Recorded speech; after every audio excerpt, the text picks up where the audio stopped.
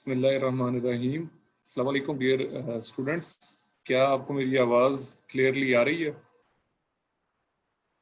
Okay, I hope मेरी आवाज़ clearly आ रही है। कुछ पार्टिसिपेंट्स मज़ीद हमें ज्वाइन करेंगे, हम उनका वेट कर लेते हैं।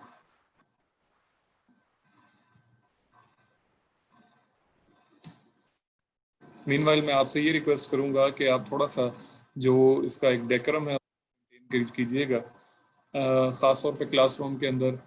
इसको अब यही हमारे फॉर्चुनेटली और अनफॉर्चुनेटली यही हमारे क्लासरूम्स हैं, तो क्लासरूम का एक डिसिप्लिन, उसके ऊपर हम कंप्रोमाइज़ बिल्कुल नहीं करेंगे, क्योंकि अगर क्लासरूम का डिसिप्लिन ख़राब हो जाए तो उसका नुकसान ये होता है कि फिर पूरी क्लास ही डिस्ट्रैक्ट हो जाती है और जो पढ़ना चाह रहे होते हैं, जो समझना चाह रहे होते हैं, बिल्कुल।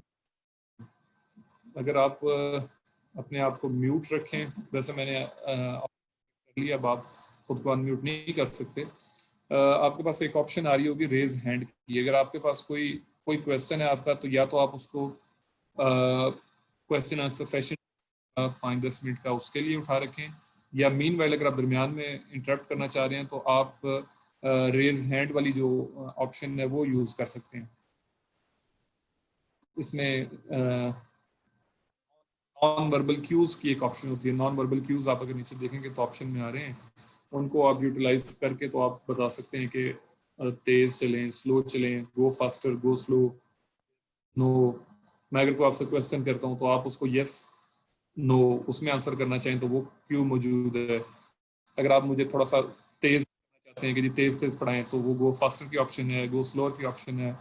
इसको थोड़ा सा शुरू होने से पहले इन ऑप्शंस को देख लें, ताकि दरमियान में आपको फिर इसको दिक्कत ना हो।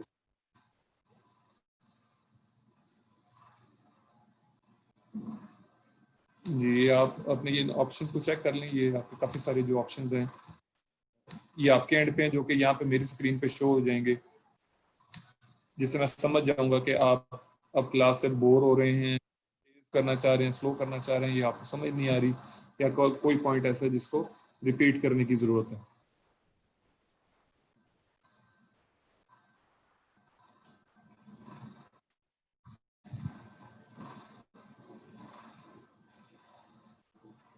अच्छा, मोस्टली स्टूडेंट्स को मेरी आवाज़ बिल्कुल क्लियर आ रही है। जिसको क्लियर नहीं आ रही उसके अपने एंड पे कोई प्रॉब्लम हो सकता है, आप अपना वाईफाई का कनेक्टिविटी का देखें। ये ऑप्शन का आपके, अगर आप डेस्कटॉप पे यूज़ कर रहे हैं तो आपके राइट मोस्ट पे पैनल है, एक नीचे पैनल बना हुआ है, इसमें चेक करें, या जो पैनल है इसमें चेक करें। इसमें जहाँ पे पार्टिसिपेंट्स की लिस्ट आ रही है उसके नीचे 3 डॉट्स आपको नज़र आ रहे होंगे, आ जाती है। बाज के डेस्कटॉप में या एंड्रॉयड में वो वैसे ही ये बनी हुई आ रही होंगी, रेड कलर में, ग्रीन कलर में।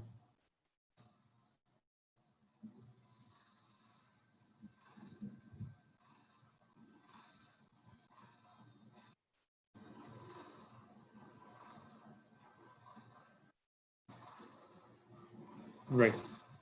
एनवायरनमेंट को थोड़ा सा कंफर्टेबल रखने के लिए मैंने जो है वो दूसरी लाइट्स जो ऑन की हैं, वो तेज़ वाली लाइट भी नहीं है, क्योंकि अब हमें वो सारी बातें छोड़ के अब हमें पढ़ना पड़ेगा। अच्छा, ये बेल की आवाज़ जो है ये अगर तंग करिए तो इसको कोशिश करते हैं कि इसको ख़त्म कर दें। इसको आवाज़ को ख़त्म कर देते हैं। राइट, ये आवाज़ बंद होगी, अब नहीं आएगी आपको।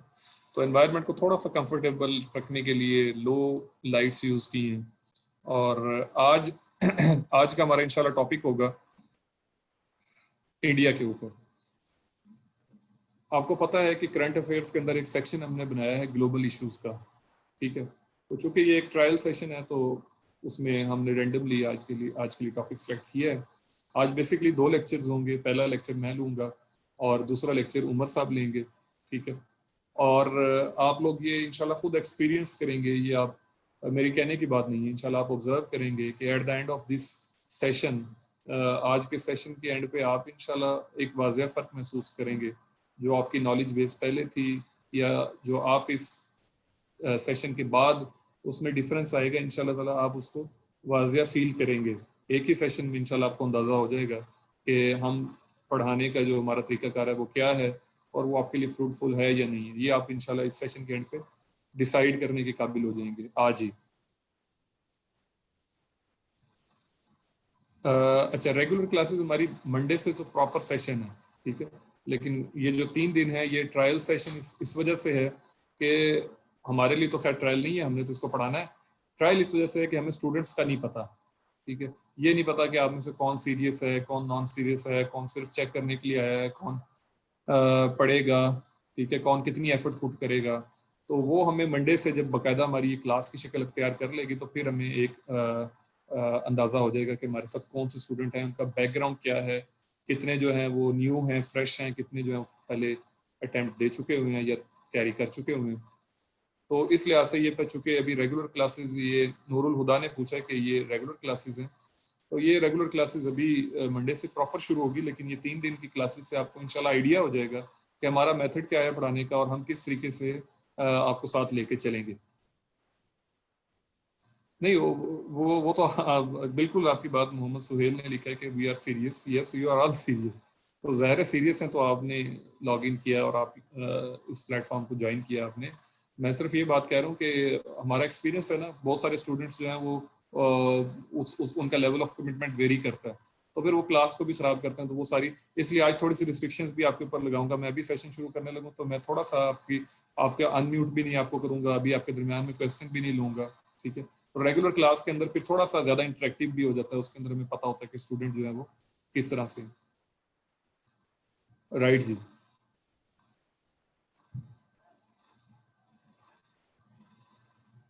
ओके, हीरा शहजादी ने एक मैसेज किया है। मैं हीरा आपसे रिक्वेस्ट करूंगा कि जो हैं हमारे उमैर साहब हैं, आप अपना ये जो क्वेश्चन है ये उनके साथ डिस्कस कीजिएगा। उमैर हैं, उसामा हैं, जो एडमिनिस्ट्रेशन को देख रहे हैं, ठीक है। मेरा और जो टीचर्स हैं, हमारा हमारा सिर्फ काम ये है कि हम आपके साथ वो पढ़ाई में इन्वॉल्व हों। हम अगर एडमिनिस्ट्रेशन के इश्यूज को देखना शुरू हो जाएंगे तो फिर वो पढ़ाई वाला मामला कंप्रोमाइज हो जाएगा। हमारा सारा फोकस अपनी पढ़ाई पे हमने रखना है। आगे 6-7 महीने आप देखेंगे कि हमने अब पूरे के पूरे सेशन को फोकस के साथ पढ़ाना है।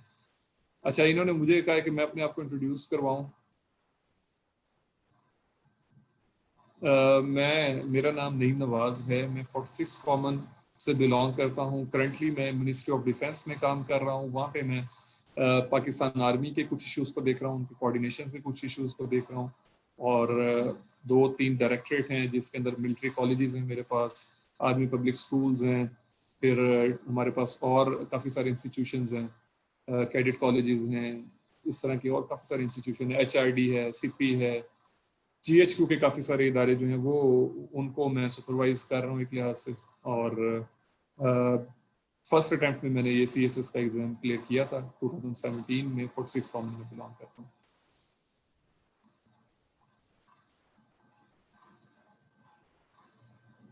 अच्छा, कुछ आपके क्वेश्चन मैं होल्ड ऑन कर देता हूँ ताकि हम अपने ना एक टॉपिक की तरफ आ जाएं, ठीक है। आई वुड रिक्वेस्ट कि आप थोड़ा सा इसको होल्ड ऑन कर लें। एंड पे जब स्टूडेंट बोर होके चले जाएंगे, अभी फ्रेश माइंड है, अभी थोड़ा सा हम पढ़ाई करेंगे, ठीक है। जब एंड पे स्टूडेंट बोर हो जाएंगे तो फिर हम जो लीव करना चाहेंगे वो लीव कर दें, और बाकी जो कोई क्वेश्चन आंसर होंगे फिर उसको हम एड्रेस करेंगे। तो अभी हम थोड़ा सा अपने टॉपिक की तरफ आ जाते हैं। टॉपिक हमने आज, मैंने आपको ब्रीफली बताया कि इंडिया के हवाले से। इस बार इंडिया के ऊपर क्वेश्चन लाजमी आएगा, बल्कि हर बार ही डायरेक्टली इनडायरेक्टली आता है, इस बार भी लाजमी आएगा। अब कल गाइडेड तैयारी की बात हो रही थी, तो गाइडेड तैयारी के अंदर और अनगाइडेड में फ़र्क यही है कि हम आपको ये बताएंगे कि इस दफ़ा इंडिया के अंदर क्या इंपॉर्टेंट है। 2000 में भी CSS का एग्जाम होता है, 2010 में भी एग्जाम होता है, 2015 में भी एग्जाम होता है, 2020 में भी एग्जाम हुआ और 21 में भी होगा। लेकिन इन सारे ईयर्स के अंदर कोर्स तकरीबन सेम है। India Pakistan foreign relation with India और इंडिया की डोमेस्टिक और वो सारे, लेकिन इन डिफरेंट ईयर्स के अंदर इंडिया के हालात डिफरेंट रहे हैं। फॉर इंस्टेंस 2000 में जो हमारा CSS का एस्पिरेंट बैठा था उस वक्त इश्यूज डिफरेंट थे, 2005 में डिफरेंट थे, 10 में डिफरेंट हुए, आज इश्यूज इंडिया के डिफरेंट हैं। तो करंट अफेयर्स या पाकिस्तान अफेयर्स या इवन के ऐसे में जब भी क्वेश्चन आता है तो वो अपडेटेड नॉलेज आपका डिमांड करते हैं। ये नहीं कि आप पुराने 2008 के परस्पेक्टिव से या 2005 के परस्पेक्टिव, आपने अब फ्रेश अपडेटेड जो इवेंट्स, जो करंट हॉट टॉपिक्स हैं उसके हिसाब से लिखने। करंटली इंडिया के एक तो इंटरनल इश्यूज हैं, ठीक है, जो जिसमें डिफरेंट टाइप्स ऑफ इश्यूज हैं, और एक उसके जो फॉरेन इश्यूज हैं जिसमें उसके सिक्योरिटी के, उसके बॉर्डर के और उसके जो डिफरेंट स्टेट्स के साथ रिलेशंस है, खास तौर पे ईरान, चाइना, पाकिस्तान, ठीक है, ये इंपॉर्टेंट है, ठीक है।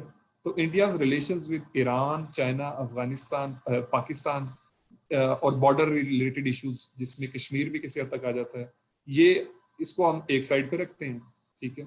और इसका दूसरा एस्पेक्ट है इंडिया के जो इंटरनल इश्यूज हैं, इंडिया के जो इंटरनल मैटर्स हैं, ठीक है। आज का जो मेरा जो लेक्चर है स्पेसिफिकली वो है इंडिया के इंटरनल पॉलिटिक्स के ऊपर, उसके इंटरनल जो डोमेस्टिक इश्यूज हैं उसके ऊपर, ठीक है। अच्छा, जो डोमेस्टिक इंडिया के इश्यूज हैं वो इस वक्त इंपॉर्टेंट क्यों हो चुके हुए हैं, या वो हम क्यों समझते हैं कि वो कहीं ना कहीं सीएसएस के एस्पिरेंट के लिए एग्जाम में आने का चांस है। वो इस वजह से हो चुके हुए हैं कि इंडिया के अंदर पिछले 8 साल से पिछले 6 साल से एक ही रिजीम है जो कि मोदी की रिजीम है, और मोदी की गवर्नमेंट ने बहुत सारी ड्रास्टिक चेंजेस की हैं इंडिया की पॉलिटी के अंदर, खास तौर पे इसकी जो सेकंड गवर्नमेंट आई है 2019 में। तो 2019 की गवर्नमेंट आने के बाद हमारा एक ही एग्जाम हुआ है सीएसएस का 2020 का, और अब आगे सीएसएस 2021 आने वाला है। तो मोदी की गवर्नमेंट को तकरीबन लगभग 2 साल जब हो चुके होंगे, तो काफी सारी इसकी जो ड्रास्टिक इसने चेंजेस की हैं उनका इफेक्ट आना शुरू हो चुका होगा। तो इसलिए एग्जाम के करीब जाके जो इंडिया का इंटरनल सिचुएशन है वो बड़ी इंपॉर्टेंट हो चुकी होगी, ठीक है। अभी भी इंपॉर्टेंट है लेकिन उसके ऊपर क्वेश्चन आने का चांस बढ़ जाएगा, ठीक है।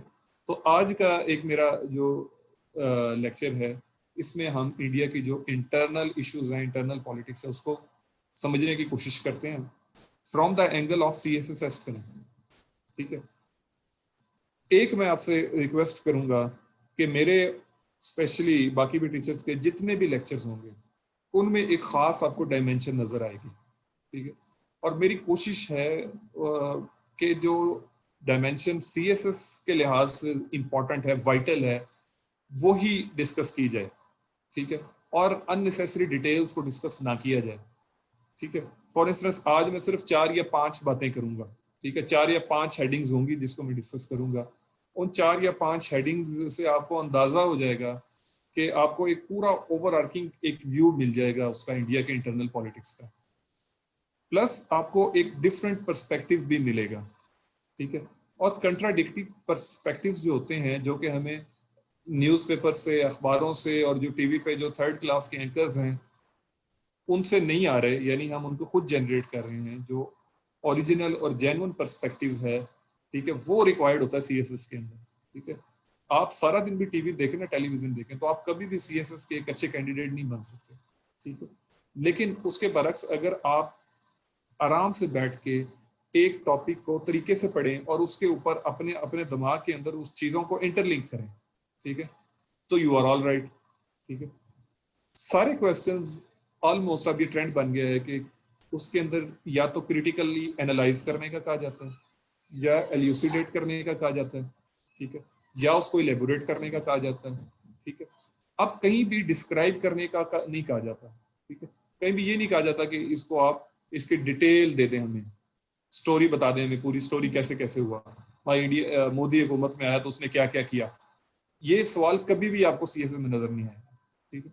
हाँ, आपको एल्यूसिडेट करने का, उसकी पॉलिसीज को इंटरनल फॉरेन जो भी पॉलिसीज हैं उसके ऊपर एनालाइज करने का कहा जाएगा। तो व्हाई नॉट के हम एनालाइज करने की ही प्रैक्टिस करें, जो कि हमसे एग्जाम में पूछा जाएगा, ठीक है। हमने कोई इंसाइक्लोपीडियाज नहीं पढ़ने, हमने कोई इंफॉर्मेशन का समुद्र इकट्ठा नहीं करना, हमने कोई बहुत ज्यादा वो नहीं इकट्ठा करना कि हमने पूरा कोई एक सी ऑफ नॉलेज जो है वो सारा उसमें कूद जाना है और इंडिया को पूरा पढ़ लेना है। उसमें पूरा साल भी आपको लग जाएगा सिर्फ इंडिया को और उसके ऊपर लिखी हुई किताबों को पढ़ते पढ़ते, ठीक। हमने जस्ट उसकी जो इवेंट्स हैं, इंपॉर्टेंट इवेंट्स हैं, उसके ऊपर अपना एक एनालिसिस बिल्ड करना, ठीक है। आज बिल्ड कर लेंगे, आज के लेक्चर में गौर से तवज्जो के साथ घंटा अगर हम बैठ के एक प्रैक्टिस करेंगे, मैं आपके साथ हूँ उस प्रैक्टिस के अंदर, हम प्रैक्टिस करेंगे कि हमने एनालिसिस कैसे करना है, तो एग्जाम के अंदर हम बहुत बेहतर कंडीशन में होंगे। एग्जाम के अंदर हम फिर इस पोजीशन में आ जाएंगे कि हम एग्जामिनर को डिक्टेट कर रहे होंगे, उसको हम बता रहे होंगे कि we are I am a different candidate, ठीक है, और हम अपने पेपर को दूसरों से डिफ्रेंशिएट करने में कामयाब हो जाएंगे। अच्छा, मैं अनफॉर्चुनेटली मुझे ये थोड़ा सा एक स्टेप लेना पड़ रहा है कि मैं आपकी चैट्स को फिलहाल थोड़ा सा पॉज करूंगा, और ताकि उसकी वजह ये है ताकि हमारे इसके अंदर कोई डिसरप्शन ना आए, और उसके बाद close to the end of lecture में इसको चैट को दोबारा अलाउ कर दूंगा।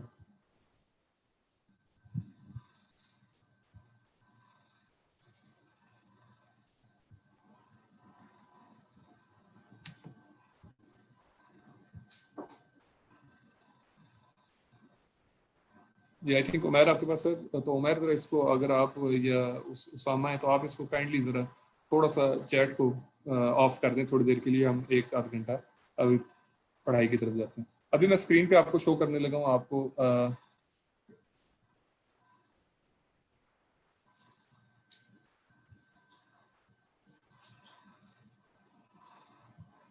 एक सेकंड, अभी मैं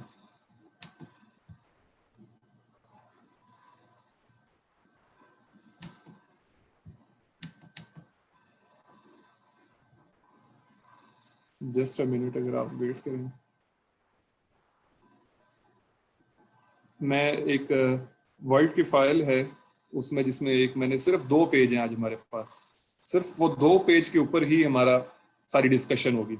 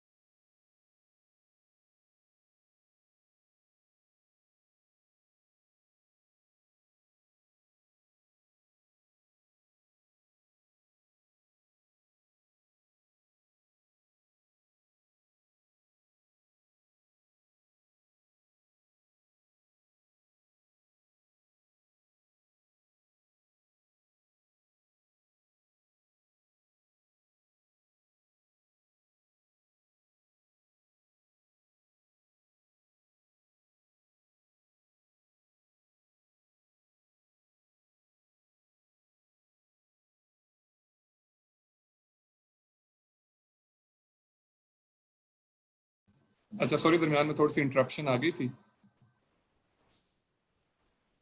होप सो कि ये एक फाइल अभी आपको नजर आ जाएगी, वर्ड की फाइल में जो आपके साथ शेयर करने लगा हूँ। क्या ये आपको विजिबल है?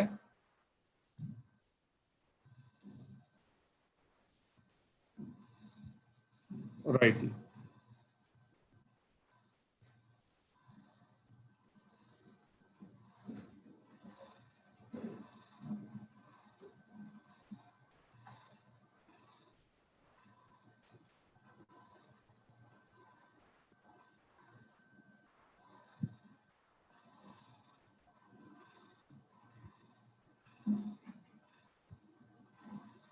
राइट जी। अच्छा, अब मैं आपसे रिक्वेस्ट करूंगा कि अब आप जरा स्क्रीन पे फोकस कीजिएगा। ये मैंने आपके साथ वर्ड की एक फाइल शेयर की है, और प्लीज आप ये एनोटेट ना करें।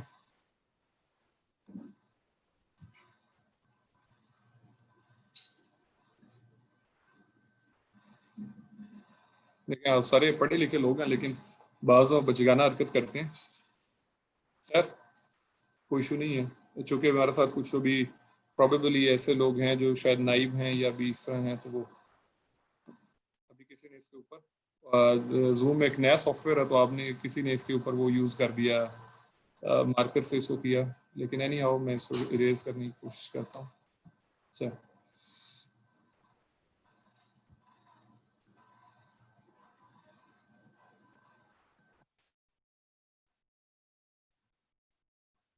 अच्छा जी।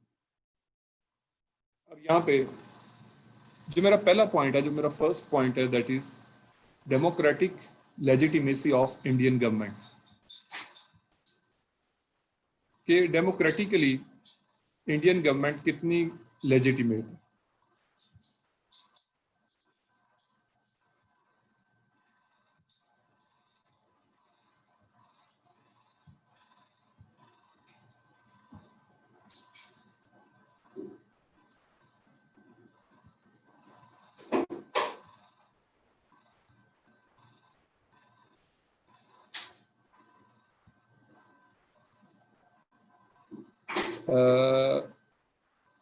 एक्चुअली आई थिंक कि थोड़ा सा इसमें प्रॉब्लम आ रहा है, मुझे ये सब पता नहीं लग रहा कि आपको ये वर्ड की जो फाइल है ये व्यू हो रही है या नहीं हो रही।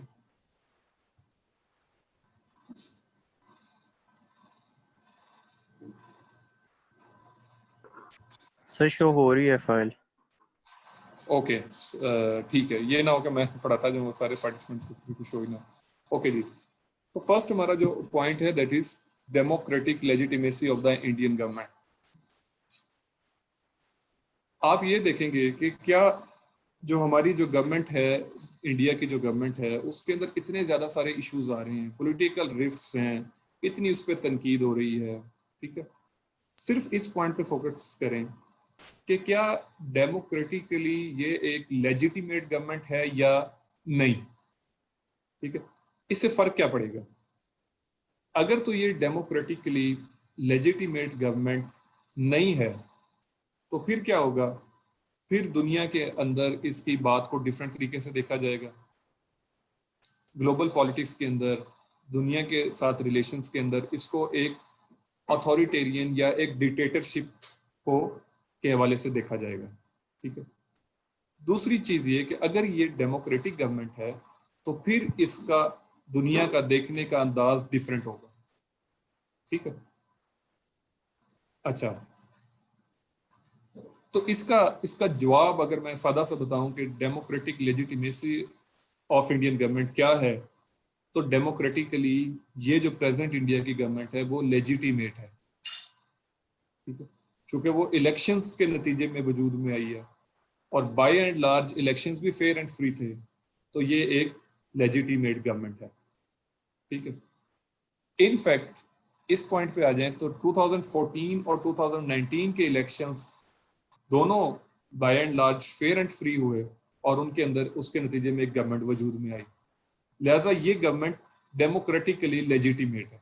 ठीक है, अब सिर्फ इतनी बात कर देने से फर्क ये पड़ा कि इसकी इस गवर्नमेंट की एक्सेप्टेंस हो गई। ठीक है, एक्सेप्टेंस से मुराद ये है कि जो कि अथॉरिटेरियन गवर्नमेंट्स हैं या जहाँ मार्शल लॉज हैं, उनको दुनिया का एक नॉर्म है, दुनिया इस वक्त डेमोक्रेसी को एक नॉर्म समझती है और अथॉरिटेरियनिज्म को एक एब्रोगेशन ऑफ द नॉर्म समझती है। ठीक है, तो लिहाजा 2014 और 19 के इलेक्शन में वजूद में आने वाली इंडिया की जो गवर्नमेंट है वो डेमोक्रेटिकली तो लेजिटिमेट हो गई। ठीक है, अब आपने जब ये बात करनी है वहां पे एग्जाम में जब आप लिखेंगे या ये हेडिंग देंगे कि जो इंडिया की गवर्नमेंट है वो डेमोक्रेटिकली लेजिटिमेट है, तो एक दफा एग्जामिनर थोड़ा सा उससे कान खड़े हो जाएंगे, वो समझेगा कि ये शायद उस गवर्नमेंट की तारीफ कर रहे हैं, क्योंकि पाकिस्तानी होने के नाते एक दफा हमारे दिमाग में ये बात आती है कि हम इंडिया के खिलाफ, हर बात इंडिया के खिलाफ ही करेंगे और सोचेंगे और लिखेंगे। सीएसएस के एस्पिरेंट होने के नाते एक दफा जरा अपने अंदर से वो पाकिस्तानियत को और मजहब को और हर लिबादे को एक दफा उतार के सिर्फ एक अपने एक रैशनल की बेस पे, अपनी एक अकल की बेस के ऊपर हमने अभी चीजों को थ्योरी की बेस के ऊपर डिस्कस करना। ठीक है, तो चूंकि ये एक डेमोक्रेटिकली लेजिटिमेट गवर्नमेंट है, लिहाजा दुनिया के अंदर इसकी एक्सेप्टेंस है। ठीक है, उसके बरखिलाफ पाकिस्तान के जो इलेक्शंस होते रहे हैं और जो हमारी हिस्ट्री रही है, जो हमारी हिस्ट्री टार्निश्ड रही है, जिसके अंदर मार्शल लॉज आते रहे हैं, जिसके अंदर डर्टी गेम्स होती रही हैं, पॉलिटिकल इंटरफेरेंस, अपना इस्टेब्लिशमेंट के इंटरफेरेंस के इल्जामात लगते रहे हैं, तो हमारे इलेक्शंस उनके निस्बत ज्यादा रिग्ड होते हैं। ठीक है, और हम ये दावा नहीं कर सकते कि we are a democratic nation by all the means. ठीक है, हमारे ऊपर तो सवालात उठते हैं, लेकिन इंडिया की गवर्नमेंट शुरू से ही, वहाँ कभी मार्शल लॉ नहीं आया, तो शुरू से ही वो डेमोक्रेटिकली लेजिटिमेट गवर्नमेंट रही है। तो इस लिहाज से अगर ये देखें कि इंडिया की गवर्नमेंट की जो डेमोक्रेटिक लेजिटिमेसी की बात करें तो it is a democratically legitimate government, ये मेरा पहला पॉइंट है। दूसरी, अब जब मैंने ये बात लिखनी है तो फिर मैंने इसको डिफेंड भी करना है, ठीक है। ये भी एक एनालिसिस की एक आर्ट है कि जब भी आप कोई पोजीशन लेते हैं, जब भी आप कोई स्टांस लेते हैं, तो फिर आप उसको डिफेंड भी करते हैं, ठीक है। अब यहाँ पे मेरा जो दूसरा पॉइंट है जी रिजवान, मैं भी आपका क्वेश्चन लेता हूँ, अभी थोड़ा सा इसको चलने दें, टाइम हमारे पास शॉर्ट है और थोड़ा सा लेंथी टॉपिक। दूसरा मैंने पॉइंट लिखा है कि there are reasonable checks against intrusion in political arena, ठीक है। इंडिया के अंदर there are reasonable checks, constitutional checks हैं, ठीक है। यानी ऐसे वहाँ पे कॉन्स्टिट्यूशन के अंदर ऐसी आर्टिकल्स हैं, ऐसी शिकें हैं कि जिसकी वजह से वहाँ पे जो इंट्रूजन है इन द पॉलिटिकल एरिना वो डिफिकल्ट है, ठीक है, बनिस्बत पाकिस्तान की, ठीक है। जैसा कि मसलन नंबर 1 पे मैंने लिखा कि distinguishing between law and order powers and military powers. अब इंडिया का कॉन्स्टिट्यूशन इन दो के अंदर डिफरेंस करता है। जो इंडिया का 1950 का कॉन्स्टिट्यूशन है वो इन दो पावर्स को डिफरेंट समझता है। लॉ एंड ऑर्डर को मेंटेन करने की पावर डिफरेंट है, और जो मिलिट्री पावर है इसको वो बिल्कुल डिफरेंट समझता है। वो ये फर्दर इसकी डिटेल में बताता है कि जो यूनियन टेरिटरीज हैं, जो स्टेट टेरिटरीज हैं, उनके अंदर तो लॉ एंड ऑर्डर की पावर्स जो हैं वो यूज होंगी, और उनके बाहर, उनके बॉर्डर्स के ऊपर, स्टेट के बॉर्डर्स के ऊपर जो है वो पावर्स, वो मिलिट्री पावर्स यूज होंगी, ठीक है। तो हमारा कॉन्स्टिट्यूशन इस तरीके से इन दो पावर्स के अंदर डिफरेंशिएट नहीं करता, जबकि इंडिया का कॉन्स्टिट्यूशन इन दो पावर्स को डिफरेंट समझता है, ठीक है। लिहाजा लॉ एंड ऑर्डर की पावर्स को मेंटेन करने के लिए उन्होंने अपनी लॉ एनफोर्सिंग एजेंसीज को स्ट्रेंथन किया हुआ है, जिसमें उनकी पुलिस है, उनके स्टेट की पुलिस होती है, फिर उनकी जो यूनियन टेरिटरीज हैं उन्होंने अपनी फोर्सेस भी बनाई हुई हैं, बेशुमार किस्म की, एक पुलिस नहीं है वहाँ पे, कई किस्म की पुलिस है। तो वो लॉ एंड ऑर्डर को मेंटेन करने के लिए, और मिलिट्री पावर के लिए उनकी एक ही इंडियन मिलिट्री है और पैरामिलिट्री फोर्सेस हैं, ठीक है। दूसरी चीज, उसके अंदर एक और चेक रखा गया इस कॉन्स्टिट्यूशन के अंदर कि कोई मार्शल लॉ या कू वगैरह की अटेम्प्ट ना करे। यहाँ पे डिस्टिंग्विश किया जाता है between ordinary and emergency situations, ठीक है। इंडिया के अंदर, उसके कॉन्स्टिट्यूशन के अंदर ऑर्डिनरी और इमरजेंसी सिचुएशंस के अंदर भी डिफरेंस रखा जाता है। हमारे कॉन्स्टिट्यूशन में चूंकि अगर आप 1956 का कॉन्स्टिट्यूशन देखें या 62 का देखें, उन कॉन्स्टिट्यूशंस को एब्रोगेट कर दिया जाता है, और उसके बाद ये रीजन दी जाती है कि एब्रोगेट करने की रीजन ये थी कि एक इमरजेंसी सिचुएशन थी, और उस इमरजेंसी सिचुएशन को एलिवेट करने के लिए उसका तकाजा ये था कि मार्शल लॉ का नफाज किया जाए। इंडिया के कॉन्स्टिट्यूशन के अंदर ही ये डिफाइन कर दिया गया है कि ऑर्डिनरी सिचुएशंस क्या होंगी और इमरजेंसी सिचुएशंस क्या होंगी, ठीक है। आर्टिकल जो इनका 352 है और जो आर्टिकल 356 है, आर्टिकल 352 नेशनल इमरजेंसी की बात करता है और आर्टिकल 356 जो है वो रीजनल इमरजेंसी की बात करता है, ठीक है। अभी वो आप ब्रैकेट के अंदर वाला ना पढ़ें, अभी यहीं पे रहें, जहां पे ये मैंने रेड स्पॉट रखा हुआ है अभी यहीं पे रहें। आर्टिकल 352 ये कहता है कि नेशनल इमरजेंसी डिक्लेयर करने का अख्तियार फेडरल गवर्नमेंट के पास है, नेशनल गवर्नमेंट के पास है, ठीक है। वो जब चाहेगी, जिस सिचुएशन में चाहेगी वो करेगी, और वो गवर्नमेंट कौन होगी, वो पॉलिटिकली लेजिटिमेट गवर्नमेंट होगी, ठीक है। तो लिहाजा आर्टिकल 352, इसी तरह 356 के अंदर रीजनल इमरजेंसी, जिसके अंदर जो उनकी स्टेट्स हैं, उनकी जो गवर्नमेंट्स हैं उनको भी एम्पावर किया गया है, उनकी कंसल्टेशन के साथ वो इमरजेंसीज एनफोर्स की जाएंगी, ठीक है। और इमरजेंसी के अंदर तो हालात डिफरेंट है, फिर इमरजेंसी के अंदर तो आप फौज को भी तलब कर सकते हैं, दूसरी पैरामिलिट्री को भी तलब कर सकते हैं, लेकिन नॉर्मल सिचुएशंस के अंदर आप ये काम नहीं कर सकेंगे, ठीक है। तो ये दो आर्टिकल्स जो हैं इंडिया के, इन्होंने आप यूं समझें जैसे एक बंद बांधा हुआ है, एक किस्म का इन्होंने एक दीवार बनाई हुई है अगेंस्ट द मिलिट्री कूव्स, ठीक है। किसी भी स्टैब्लिशमेंट की, एजेंसियों की, मिलिट्री की इंटरफेरेंस के खिलाफ इन दो आर्टिकल्स ने एक बंद बांधा हुआ है, ठीक है, 352 और 356 में, ठीक है। और जो ऊपर वाला मैंने बताया कि जो कॉन्स्टिट्यूशन डिफरेंस करता है बिटवीन लॉ एंड ऑर्डर की पावर्स और मिलिट्री की पावर्स के अंदर, ठीक है।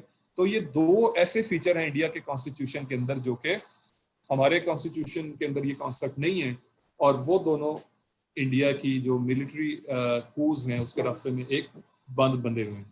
ठीक है, यहाँ तक मेरा ख्याल है कि आपको क्लियर हो गया होगा। अगर किसी को क्लियर नहीं हुआ तो नॉर्मल रूटीन हमारी ये है कि हम उनको अनम्यूट करते हैं और आपसे आपका क्वेश्चन ले लेते हैं। लेकिन आज चूंकि थोड़ा सा ट्रायल क्लास का माहौल है और मैं चाह रहा हूँ कि थोड़ा सा ज़्यादा हम पढ़ लें और इस टॉपिक को कवर कर लें। अभी हैंड रेज किया है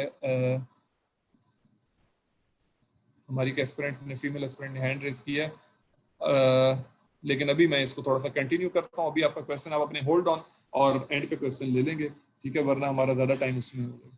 ये जो अब ये ब्रैकेट के अंदर मैंने लिखा है, ये जुबैर, मैं आपका क्वेश्चन अभी थोड़ा सा होल्ड ऑन कर लें। हमारे 3-4 पॉइंट्स है, बस ये डिस्कस करके फिर हम आपके क्वेश्चन लें। 1954 का जो कॉन्स्टिट्यूशन ऑर्डर है ऑफ J&K एग्जेम्प्ट्स द J&K, ठीक है, जम्मू एंड कश्मीर। अब ये बात बड़ी इंपॉर्टेंट है, लाजमी आप में से कई लोगों के दिमाग में ये क्वेश्चन आ गया होगा या कई लोग सोच रहे होंगे कि कश्मीर में फिर इंडिया ने इतनी सारी फौज क्यों रखी हुई है। तो उसका मुख्तसर सा जवाब तो मैं ये दे दूंगा कि जो 1954 constitution order of Jammu and Kashmir है वो एग्जेम्प्ट करता है जम्मू एंड कश्मीर को। अब जम्मू एंड कश्मीर पे इंडिया के सारे कॉन्स्टिट्यूशन का इतलाक नहीं होता, ठीक है। ये जो दो आर्टिकल स्पेसिफिकली हैं, इन दो का इतलाक जम्मू एंड कश्मीर पे नहीं होता, ठीक है। यानी वहां पे लॉ एंड ऑर्डर की पावर्स को, मिलिट्री पावर्स को भी डिफरेंट नहीं समझा जाता, और वहां पे ऑर्डिनरी और इमरजेंसी सिचुएशंस को डिक्लेयर करने का तरीकाकार भी डिफरेंट है, ठीक है। कश्मीर को जो गवर्न करता है वो 1954 का इनका कॉन्स्टिट्यूशन ऑर्डर एक है, ठीक है, जो एक समझे आप जैसे हमारा यहाँ पे एक LFO था या एक इंटरिम ऑर्डर आते हैं, ये उसी ऑर्डर जो 54 में आया, इंडिया का मेन कॉन्स्टिट्यूशन नहीं है ये एक डिफरेंट ऑर्डर है जो कि जम्मू एंड कश्मीर को गवर्न करता है, और ये 1954 में प्रोमलगेट किया गया था। वो एग्जेम्प्ट करता है जम्मू एंड कश्मीर को इन दो आर्टिकल्स में से, ठीक है। यानी आप ये समझे कि ये जो चेक्स हैं against intrusion in political arena, वो checks in Jammu and Kashmir के हवाले से लागू इस वजह से नहीं है कि उसका एक अपना कॉन्स्टिट्यूशन ऑर्डर है। अब उसके अंदर क्या मेजर्स हैं, क्या डिटेल्स हैं, उसमें मैं नहीं जाता, लेकिन आप अभी इंडिया को, रेस्ट ऑफ इंडिया को जम्मू एंड कश्मीर से डिफरेंट समझें। ये सिर्फ इतना मेरा बात करने का मकसद था। अच्छा, इससे हम आगे थोड़ा सा जाते हैं अगले अपने सेकंड पॉइंट की तरफ।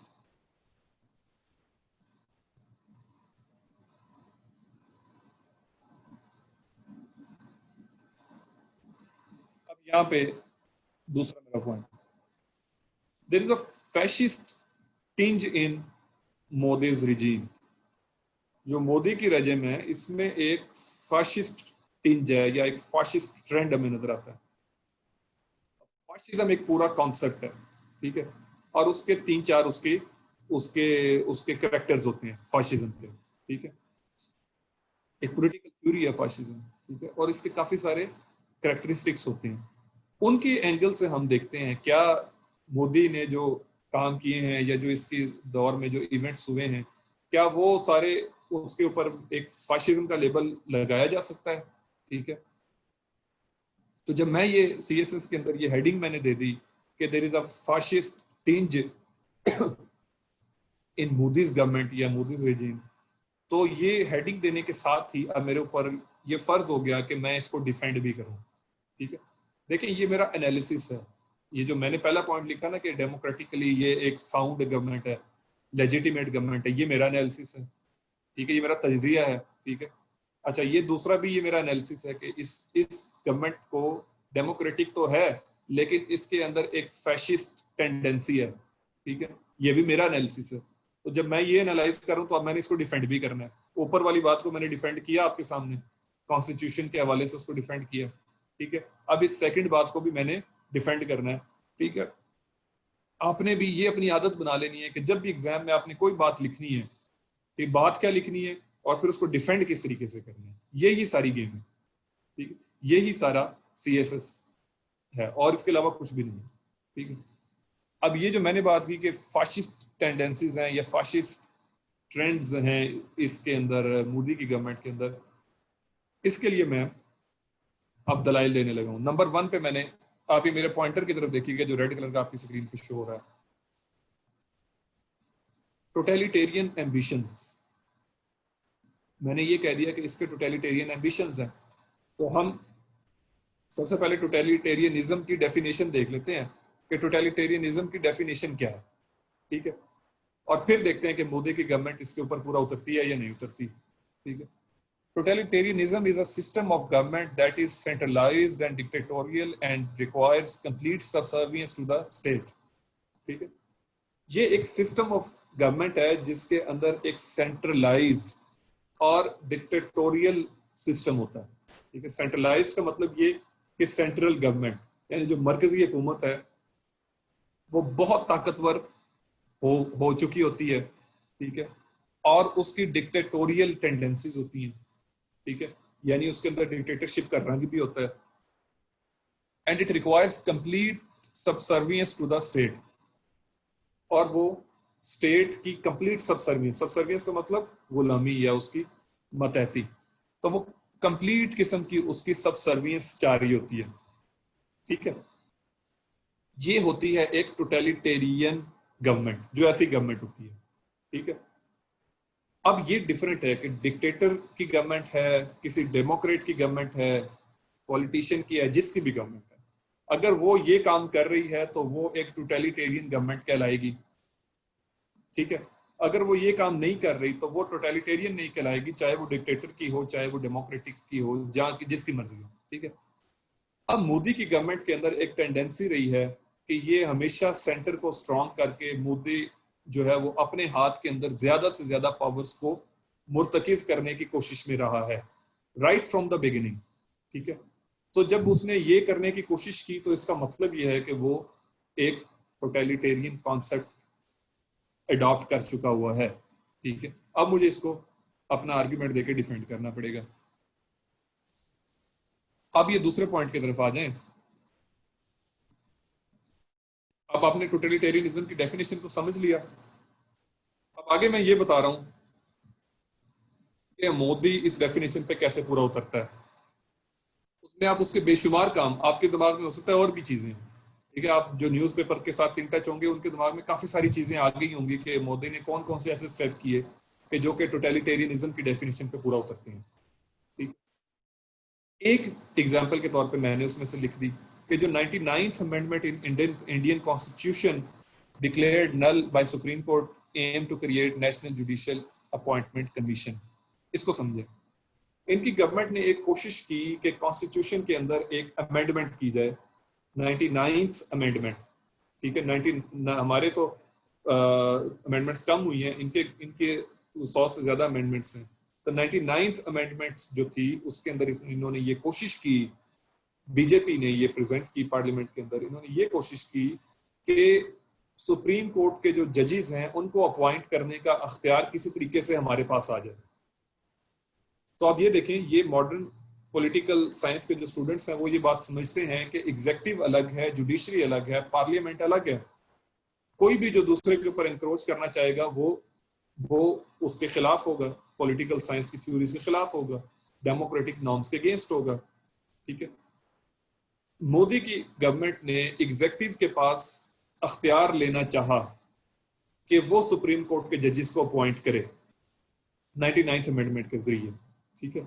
और इन्होंने क्या उसके अंदर प्रपोजल दिया था कि एक national judicial appointment commission, एनजैक, national judicial appointment commission, जिसको मैंने अंडरलाइन किया है, ये कमीशन एक बना दिया जाए जिसके अंदर गवर्नमेंट के भी लोग होंगे, एग्जेक्टिव के भी लोग होंगे, ठीक है, और वो एग्जेक्टिव के मतहत होगा ये कमीशन जो कि सुप्रीम कोर्ट के जजेस को अपॉइंट करेगा, ठीक है। तो क्या आप क्या समझते हैं, अगर एग्जेक्टिव जजेस को अपॉइंट करने का और निकालने का अख्तियार एग्जेक्टिव के पास आ जाए तो एग्जेक्टिव कभी भी इंडिपेंडेंटली, तो क्या जुडिशरी कभी भी इंडिपेंडेंटली एग्जेक्टिव का और एग्जेक्टिव के एक्शंस का मुहासबा कर सकती है? बिल्कुल नहीं। जुडिशरी को तो इंडिपेंडेंट ही होना चाहिए, ठीक है। लेकिन ये 99th अमेंडमेंट के जरिए ये जो इन्होंने एक जुडिशियल कमीशन, अपॉइंटमेंट कमीशन बनाने की कोशिश की, तो this was a totalitarian effort. ये एक एफर्ट थी कि जो टोटलिटेरियन एम्बिशंस हैं मोदी के, उनको फुलफिल किया जाए। ठीक है, तो लिहाजा ऑल्दो कि इसको फिर बाद में इस एफर्ट को, इस अमेंडमेंट को सुप्रीम कोर्ट ने नल एंड वॉइड करार दे दिया था। ठीक है, लेकिन इट वाज एन अटेम्प्ट। ठीक है, और मैंने यही लिखा है कि it is a fascist trend, fascist tinge in Modi's regime. ठीक है, तो वो ये एक कोशिश तो बहरहाल उसने की, टोटलिटेरियन एम्बिशंस उसके जिससे जाहिर हुए। अब आ जाए मेरे, तो फाशिज्म की जो एक शिक है उस पे तो मोदी की जो गवर्नमेंट है वो किसी लिहाज से पूरा उतरी। ठीक है, एटलीस्ट उसने ट्राई जरूर की। दूसरा बात है उसके अंदर डिसरप्शन ऑफ सोशल जस्टिस। ठीक है, डिसरप्शन ऑफ सोशल जस्टिस भी एक फाशिज्म की एक उसकी करैक्टर है। ठीक है, जिसके अंदर जो समाजी इंसाफ है उसके ऊपर शदीद कदगने लगाई जाती हैं। ठीक है, और उस समाजी इंसाफ को तहोबाला किया जाता है। ठीक है, समाजी इंसाफ क्या है कि ना मेरे से मजहब की बुनियाद पे कोई तफरीक की जाए, ना मेरे से कोई रेस की बुनियाद पे, ना बर्थ की बुनियाद पे, ना कलर की बुनियाद पे मेरे से कोई डिफरेंस ना किया जाए। ये है सोशल जस्टिस, और डिसरप्शन ऑफ सोशल जस्टिस इसके अगेंस्ट है डेफिनेटली। ठीक है, तो मोदी की रिजीम के अंदर ये जो दो इवेंट्स होते हैं, यानी जो कम्युनल वायलेंस होती है और ये जो 2020 के दिल्ली राइट्स होते हैं। ठीक है, ये क्यों होते हैं, इसकी इसकी मैं भी थोड़ी सी आपको, कम्युनल वायलेंस तो आपने देखा होगा, मॉब लिंचिंग है वहां पे, और मुसलमानों को जो है वो लिंच किया जाता है, जेनोसाइड है, बहुत सारे इल्जाम उनके ऊपर लग रहे हैं। जो दिल्ली राइट्स हैं इसका एक खास पर्सपेक्टिव है। ठीक है, जिसके अंदर उन्होंने एक बिल, एक एक्ट जो है वो नाफिज किया। ठीक है, एक सिटीजन का अमेंडमेंट, वो मैं आगे अभी डिस्कस करता हूँ। ठीक है, वो नीचे डिटेल से उसको डिस्कस करते हैं, बड़ा इंपॉर्टेंट एक्ट है। ठीक है, तो यहाँ पे मैं सिर्फ और सिर्फ ये बता देता हूँ कि जब राइट्स हैं, फिर गुजरात की राइट्स जो 2001 में हुई, जो कम्युनल वायलेंस हुआ, वो ये शो कर रहा है कि इस गवर्नमेंट के अंदर जो सोशल जस्टिस था वो डिसरप्ट हो चुका हुआ, जो समाजी इंसाफ था वो डिसरप्ट हो चुका हुआ। अगर इंसाफ हो तो फिर कम्युनल वायलेंस क्यों हो? ठीक है, अगर हर सेक्ट के अंदर, हर जो एथनिसिटी है उसके अंदर इक्वालिटी कायम कर दी जाए, तो फिर सोशल इनजस्टिस, फिर कम्युनल वायलेंस की जरूरत क्यों पेश है, फिर प्रोटेस्ट की और राइट्स की जरूरत क्यों पेश है?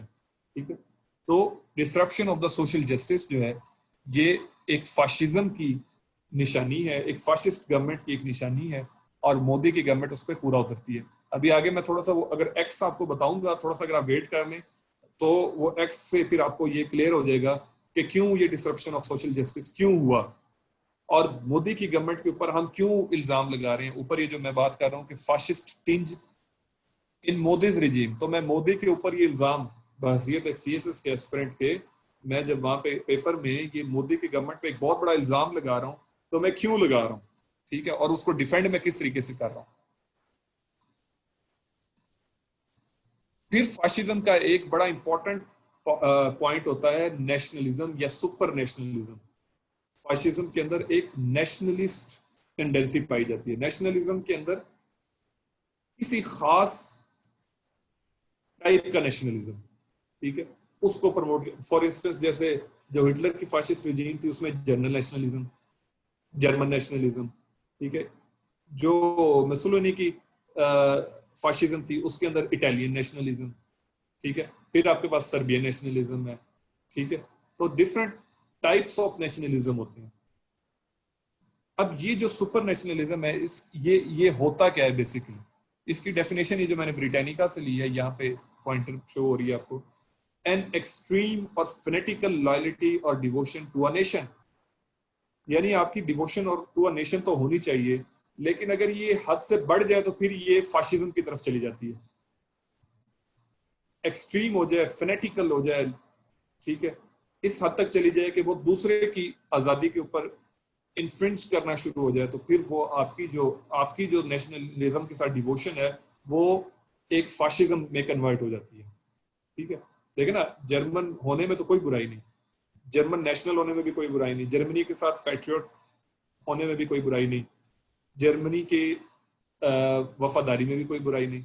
लेकिन जब आप जर्मन नेशनलिज्म को इस हद तक प्रमोट करेंगे कि वो सुपर नेशनलिज्म बन जाएगा, तो फिर पॉलिटिकल साइंस के थ्योरिस्ट ये कहते हैं कि सुपर नेशनलिज्म एक किस्म का फाशिज्म है। नेशनलिज्म होना चाहिए but it should not lead you towards the fascist tendencies. अब यहाँ पे क्या हुआ, मोदी की गवर्नमेंट ने दो तरह के नेशनलिज्म को प्रमोट किया, ठीक है, दो तरह के नेशनलिज्म को इसने प्रमोट किया। नंबर 1 इसने हिंदू नेशनलिज्म को, और नंबर 2 इसने इंडियन नेशनलिज्म को प्रमोट किया, ठीक है। अब ये कहना मुश्किल है कि उसकी गवर्नमेंट की इंटेंशन किस टाइप ऑफ नेशनलिज्म को प्रमोट करने के अंदर है, ठीक है। इनमें मैं फर्क आपको समझा देता हूं। हिंदू नेशनलिज्म की बेस है क्रीड या अकीदा या रिलीजन, जो कि हिंदू रिलीजन है, ठीक है। और दूसरे सारे रिलीजन उससे बाहर हैं। इस्लाम भी बाहर है, जुदाइज्म भी बाहर है, क्रिश्चियनिटी भी बाहर है, सिख भी बाहर है, जैनिज्म भी बाहर है। जबकि इंडियन नेशनलिज्म इससे थोड़ा सा डिफरेंट है। उसकी बेस है जियोग्राफी। अब इसको थोड़ा सा अगर आप लोग डिस्ट्रैक्ट हो रहे हैं तो प्लीज डिस्ट्रैक्ट ना हो और मेरी इस बात के ऊपर थोड़ा सा फोकस करें, ठीक है।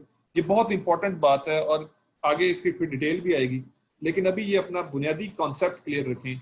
The basis of Indian nationalism is geography and the basis of Hindu nationalism is creed या रिलीजन। इन दोनों में डिफरेंस है, ठीक है।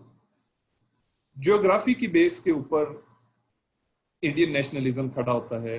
वो ये कहते हैं, अभी से नहीं, पुराने वक्तों से वो ये कहते हैं कि जो इंडिक है, इंडिया का बशिंदा है, जमाना कदीम से, वो इंडिया का बशिंदा होने का मतलब जो हिंदू कश से परे, दरिया आमू से परे, समझ रहे ना, यानी जो ज्योग्राफिकल हिमालय से नीचे, ठीक है, ये जो इंडियन सी है इससे ऊपर ये जो रीजन है, जो एक ज्योग्राफिकल रीजन है, ठीक है, जो इसका रहने वाला है वो इंडियन नेशनल है, ठीक है। वो क्या है, वो इंडियन नेशनल है, ठीक है। और उसी को हक है मौजूदा इंडिया के अंदर रहने का,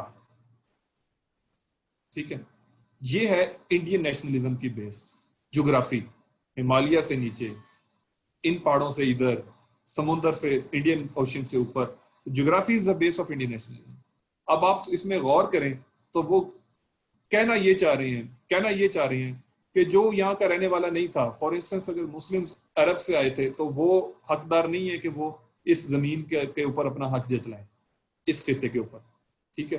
क्रिश्चियंस, ये भी मेरी बात गौर से सुनो, क्रिश्चियंस अगर बाहर से आए हैं और उन्होंने यहाँ पे रूल किया है ब्रिटिश ने, तो वो भी हकदार नहीं है कि वो इसके लेजिटिमेट ऑनर्स कहलाएं इस जमीन के। उनका इस जमीन पे कोई राइट नहीं है। ये इंडियन नेशनलिज्म कहता है, ठीक है। लिहाजा जो यहाँ के इंडिजिनस हैं, यहाँ पे फॉर इंस्टेंस बुद्धिस्ट हैं, तो बुद्धिस्ट एक किस्म का इंडियन हिंदुइज्म की ही एक कॉफशीट है, तो उनके उसके ऊपर उनको कोई इतराज नहीं है। लेकिन बाहर से आने वाले रिलीजन्स के ऊपर उनको इतराज होगा। ये इंडियन नेशनलिज्म है, ठीक है, जिसकी बेस क्या है, ज्योग्राफी। अब आते हैं हिंदू नेशनलिज्म की तरफ। हिंदू नेशनलिज्म की बेस क्या है, क्रीड, अकीदा, रिलीजन। वो क्या कहता है कि जो हिंदू है वो उसका हक है हिंदुस्तान पे, जो हिंदू नहीं है उसका हिंदुस्तान पे कोई हक नहीं है। जो भी है, वो बुद्धिस्ट हो, खा वो जैन हो, खा वो मुस्लिम हो, जो भी हो, उसके ऊपर कोई हक नहीं है इंडियन लैंड के ऊपर, हिंदुस्तान के ऊपर। ये हिंदुस्तान, इसका नाम ही शो करता है कि ये हिंदुओं की सरजमीन है, तो लिहाजा मुसलमान हो, क्रिश्चियन हो, ईसाई हो, जो भी हो, वो उनका इस जमीन के ऊपर कोई हक नहीं है, ठीक है। अब ये डिफरेंस आपने अपने ज़हन में रखना है, हिंदू नेशनलिज्म में और इंडियन नेशनलिज्म में। मोदी की गवर्नमेंट के अंदर इन दोनों का ही रंग है, ठीक है।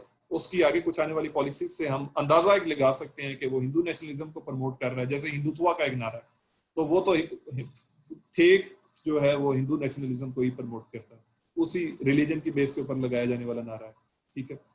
लेकिन उनका जो एक आगे एक्ट है वो थोड़ा सा हिंदू नेशनलिज्म से डिफरेंट भी है और इंडियन नेशनलिज्म की तरफ भी जाता है, ठीक है।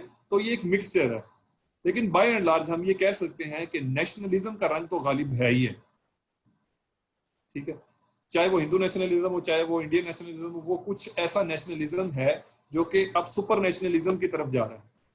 सुपर नेशनलिज्म की तरफ जा रहा है तो राइट्स हो रहे हैं, और जब सुपर नेशनलिज्म की तरफ जा रहा है तो मैं ये कहने में हक बजानी हूं कि ये एक किस्म का फाशिज्म की तरफ जा रहा है। ठीक है, तो super nationalism leads towards fascism. ठीक है, तो अब ये पॉइंट मेरा ख्याल मैं इसको इलिस्ट्रेट करने में कामयाब हो गया।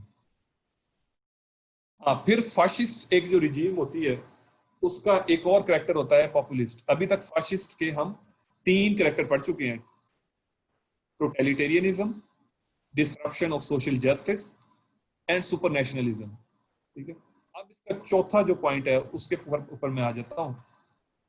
फाशिज्म का जो चौथा कैरेक्टर होता है वो होता है पॉपुलिज्म। पॉपुलिज्म क्या है, इसकी मैंने आगे डेफिनेशन लिखी है, इसको जरा पढ़ लें। A political approach that strives to appeal to ordinary people who feel that their concerns are disregarded by established elite groups। Populism एक पॉलिटिकल अप्रोच है जो अपील करती है टू ऑर्डिनरी पीपल, ठीक है, who feel that their concerns are disregarded by established elite groups। ठीक है, सिर्फ ये ध्यान में रख लें कि पॉपुलिज्म पॉपुलिस्ट से निकला है, यानी अवामी, तो सिर्फ अवामी का लफ्ज ध्यान में रख लें। और अवामी का मतलब ये है कि ऑर्डिनरी पीपल, जो पॉलिटिकल अप्रोच ऑर्डिनरी पीपल को, आम लोगों को अपील करती है। ठीक है, और अब किसी भी बात पे अपील कर सकती है। उनको आप कोई भी नारा दें, कोई आप ऐसा स्लोगन उनको दे दें कि आम अवाम आपके पीछे चल पड़े और बेवकूफों की तरह चल पड़े। उसको आप ये बावर करा दें कि कोई एक तबका बैठा हुआ है, कोई इलीट क्लास ऐसी बैठी हुई है जो कि आपकी हुकूक को गजब कर रही है, तो आप उस एलीट क्लास को वो जो गजब कर रही है, आपके आपके आपके जो हकूक को वो जो एलीट क्लास कैप्चर कर रही है, उस एलीट क्लास के खिलाफ खड़े हो जाएं। ठीक है, तो जो मैसेज अगर अवाम को उस एलीट के खिलाफ खड़ा कर दिया जाए, ठीक है, किसी एक नारे के ऊपर कोई एक नारा ऐसा लगाया जाए कि सारी अवाम आपके पीछे आ जाए, तो ये कहलाता है पॉपुलिज्म। और ऐसा लीडर, अगर कोई लीडर, एक लीडर ऐसा करे तो वो कहलाता है पॉपुलिस्ट लीडर। ठीक है, नारा कोई भी हो सकता है, डिफरेंट हो सकता है। ठीक है, तो मोदी ने भी ऐसा काम किया। इसको पॉपुलिस्ट लीडर मैं इस वजह से कह रहा हूं क्योंकि इसने भी ऐसा काम किया कि इसने इंडिया की जो अवाम है, अपनी जनता है, उसको अपने पीछे लगा लिया। ठीक है, मसलन इसने एक नारा दिया इकोनॉमिक रिवाइवल का कि जी इंडिया का तो बहुत पोटेंशियल है, 70 सालों में हमने इंडिया का पोटेंशियल डिस्कवर ही नहीं किया, मैं आपको इंडिया का पोटेंशियल डिस्कवर करके देता हूँ। ये तो सुपर पावर बनने वाली कौम है जिसको महकूम रखा गया है, जिसको एक एलीट क्लास ने, कांग्रेस ने, डिफरेंट जागीरदारों ने और इन्होंने अपना महकूम बना के रखा लोगों को, और इनका जो पोटेंशियल है वो दुनिया के सामने आने नहीं दिया। ठीक है, तो उसने एक इकोनॉमिक रिवाइवल का नारा लगाया। वो अलग बात है कि अब इंडिया की इकोनॉमी आज से 6 साल पहले जैसी थी उससे बुरी हालत में मौजूद है, लेकिन उसने ये नारा लगाया कि एक एलीट क्लास बैठी हुई है जो कि आपके हकूक को गजब करके बैठी हुई है, उसको हमने खत्म करके और इंडिया का पोटेंशियल दुनिया के अंदर इंट्रोड्यूस करवाना है। ठीक है, फिर उसकी लुक इट ईस्ट पॉलिसी, ठीक है, इस तरह की मतलब मुख्तलिफ उसने पॉलिसीज दी। एक नारा उसने लगाया चौकीदार नारा, दूसरा कि चौकीदार आपका या जनता का चौकीदार, इस तरह का उसने नारा लगाया इलेक्शंस के अंदर। वो मतलब उसका क्या कि मैं आपके हकूक की हिफाजत करने आया हूँ। ठीक है, इससे पहले जितने भी थे वो सारे के सारे गासिब थे, वो करप्ट थे, उन्होंने आपके हकूक को सल्ब किया है, तो मैं अकेला, मैं वाहिद हूं जो कि आपके हकूक को अपहोल्ड करने के लिए आया हूं। ठीक है, तो ये जो चौकीदार मेंटालिटी, यहाँ हमारे यहाँ भी यही हुआ ना पिछले इलेक्शंस में, कि पिछली सारी हुकूमतें करप्ट हैं, वो सारी की सारी करप्ट हैं, और अब हमें जो है ना उनके खिलाफ खड़े होना है। तो यही मोदी की गवर्नमेंट में भी हुआ, तो इलेक्शन में उसने यही नारा लगाया कि जी पिछले सारे करप्ट थे, अब हमने एक नई जहत पे, और मैं चौकीदार हूं, मैं आपका मुहाफिज हूं। और फिर तीसरा क्या मैंने लिखा कि इलेक्टोरल विक्ट्रीज। फिर जो इलेक्टोरल विक्ट्रीज हैं वो भी ये शो कर रही हैं कि अवाम, जो जनता है, वो बड़ी तादाद में लीडर के पीछे लग चुकी हुई है। वो एक एविडेंस है बताते खुद। ये 2 इलेक्शंस की जो विक्ट्रीज हैं, दूसरे इलेक्शन में तो उसको स्वीपिंग मेजॉरिटी मिलती है मोदी को, वो भी ये बताती हैं कि अवाम की जो जनरल पब्लिक है, ऑर्डिनरी पीपल जो हैं, वो इस लीडर के पीछे लग चुके हुए हैं, जिसको 2 दफा इलेक्शन में बड़ी मेजोरिटी दी है उन्होंने। ठीक है, तो इससे आपको अंदाजा हुआ कि एक पॉपुलिस्ट लीडर है मोदी। मोदी एक पॉपुलिस्ट लीडर है। क्यों? क्योंकि उसने ये एक स्लोगन्स कुछ ऐसे लगाए, अवाम को अपने पीछे लगाया, और फिर अवाम ने उसको इलेक्शन में सिलेक्ट कर लिया। ठीक है, तो ये मेरा पॉइंट चौथा, कि मोदी एक पॉपुलिस्ट लीडर है। वो भी ये साबित करता है कि ये रिजीम एक फाशिस्ट रिजीम है। ठीक है, अब पांचवा करैक्टर फाशिज्म का क्या होता है? वो होता है रेसिज्म। मैं थोड़ा सा इसको स्पीड अप करता हूँ। पांचवा करैक्टर होता है रेसिज्म। ठीक है, रेसिज्म क्या होता है? कि किसी की नस्ल की बुनियाद के ऊपर तमीज करना, उसको बड़ा या छोटा समझना। तो इसमें मैंने लिखा कि एनहांस, तो ये रेसिज्म जो है, मतलब अगर वो जर्मन रेस है तो वो सुपीरियर है, अगर कोई और नॉन जर्मन, इवन के जर्मनी का रेजिडेंट भी है लेकिन उसका ओरिजिन नॉन जर्मन है, तो वो इंफीरियर है। तो ये इस तरह के जो रेसिस्ट कॉन्सेप्ट, जैसे ब्लैक और व्हाइट का, अब तो बड़ा आपको मशहूर हो गया, तो ये किसी भी बेस के ऊपर किसी रेस को बड़ा या छोटा समझना, ये रेसिज्म है। ठीक है, तो enhanced emphasis on already prevalent Hindu caste system. तो हिंदू का कास्ट सिस्टम तो पहले भी मौजूद था, इस फाक से ऊपर मोदी साहब आ गए। ठीक है, तो वो जो ऑलरेडी एक सोशल सिस्टम के अंदर एक डिवाइड थी, ब्राह्मण की, शूद्र की, ठीक है, वो उस डिवाइड को इसने मजीद एनहांस किया, मजीद स्ट्रेंथन किया, कुछ अपने कॉन्स्टिट्यूशनल वेज के जरिए, ठीक है, कुछ अपने इनफॉर्मल चैनल्स के जरिए। ठीक है, इनफॉर्मल चैनल्स, फॉर इंस्टेंस इसका जो आरएसएस के साथ ताल्लुक रहा। ठीक है, जो इसने गुजरात के अंदर जब ये चीफ मिनिस्टर बना तो वहां पे जो इसने किया, ठीक है, तो ये बेशुमार चीजें आप उसके अंदर लिख सकते हैं जो ये साबित करती हैं कि मोदी की रिजीम एक रेसिस्ट रिजीम भी है, जो कि शूदर को और ब्राह्मण को डिफरेंट समझती है, मुसलमान को और हिंदू को डिफरेंट समझती है। ठीक है, बाबरी मस्जिद को, उस वो वाकया भी आप इसमें कोट कर सकते हैं कि बाबरी मस्जिद को शहीद कर दिया जाए। ठीक है, तो उस पर सुप्रीम कोर्ट का डिसीजन 20-30 सालों के बाद जाके मोदी की गवर्नमेंट के अंदर प्रेशराइज करके लिया जाता है। ठीक है, जिसके अंदर वो उसको बर्थ प्लेस राम की ही करार दिया जाता है और उसके ऊपर हिंदू टेंपल बनाने की इजाजत दी जाती है। वो वाकया भी आप इसमें लिख सकते हैं। तो जितनी मर्जी आपके दिमाग में मिसालें आएंगी, तो ये सारी इसको सपोर्ट करेंगी कि ये एक रेसिस्ट रिजीम भी है। फिर एक फाशिस्ट रिजीम का अगला जो छठा वो करैक्टर होता है, वो क्या होता है? Opposition to political and cultural liberalism. कि ये पॉलिटिकल और कल्चरल लिबरलिज्म के भी खिलाफ होती है। लिबरलिज्म के ऊपर हम डिटेल में डिस्कशन करेंगे, व्हाट इज लिबरलिज्म और उसके टाइप्स को, लेकिन यहाँ पे सिर्फ एक लफ्ज से लिबरलिज्म की वजाहत करूंगा कि फ्रीडम। जी रिजवान, मैं अभी आपको क्वेश्चन लेता हूँ। Liberalism is freedom. ठीक है, तो opposition to political and cultural liberalism का मतलब क्या हुआ? कि पॉलिटिकल और कल्चरल फ्रीडम्स जितनी भी हैं उनकी मुखालफत। ठीक है, अब पॉलिटिकल फ्रीडम क्या है? कि आपको आज़ादी हो, आपको अपनी इलेक्शन लड़ने की आज़ादी हो, अपनी डिसेंट को रेज करने की आज़ादी हो, अपने आवाज़ को उठाने की आज़ादी हो। और कल्चरल लिबरलिज्म क्या है? कि आपको अपने कल्चर के ऊपर इम्प्लीमेंट आज़ादी हो अमल करने की। अगर आप ईद मनाते हैं तो ईद मनाएं, अगर आप मंदिर में जाते हैं तो मंदिर में जाएं। ठीक है, अगर आपका कोई होली का त्यौहार है तो आप वो मनाएं। जो जो आपका कल्चर है उसके अंदर आपको फ्रीडम है, उसके अंदर आप आज़ाद हैं। ठीक है, ये कल्चरल। और जो इसकी मुखालफत करेगा वो क्या होगा? वो फाशिस्ट होगा। ठीक है, तो मोदी की गवर्नमेंट के अंदर इरोजन ऑफ सिविल लिबर्टीज। ठीक है, सिविल लिबर्टीज की इसके अंदर इरोजन हुई। वो किस तरीके से हुई? वो उसके बेशुमार आप एग्जांपल्स कोट कर सकते हैं, वो आपके सामने है, वो आप डेली अखबारों में पढ़ते रहते हैं कि मॉब लिंचिंग के डेली इंसिडेंट्स हो रहे हैं। ठीक है, बड़ा एक इंपॉर्टेंट इंसिडेंट अगर आप कोई नोट कर रहे हैं तो नोट भी कर लें। जवाहरलाल नेहरू यूनिवर्सिटी के ऊपर जो बलवा बोला गया आरएसएस के लोगों की तरफ से, अभी ये पिछले साल की बात है। ठीक है, तो वो जो हमला था जिसके अंदर स्टूडेंट्स को ज़दोकोब किया गया, फीमेल्स को। ठीक है, वहां तो वो भी एक किस्म की आजाद, वो क्या कर रहे थे? उनका कसूर क्या था? उनका कसूर ये था कि ये जो सिटीजनशिप का एक्ट आया था इसकी वो मुखालफत कर रहे थे। ठीक है, अब मैं आगे थोड़ा सा तेजी से जाता हूँ इसकी आपको ये यहाँ से बातें आसान है, आपकी समझ में आ जाएंगी।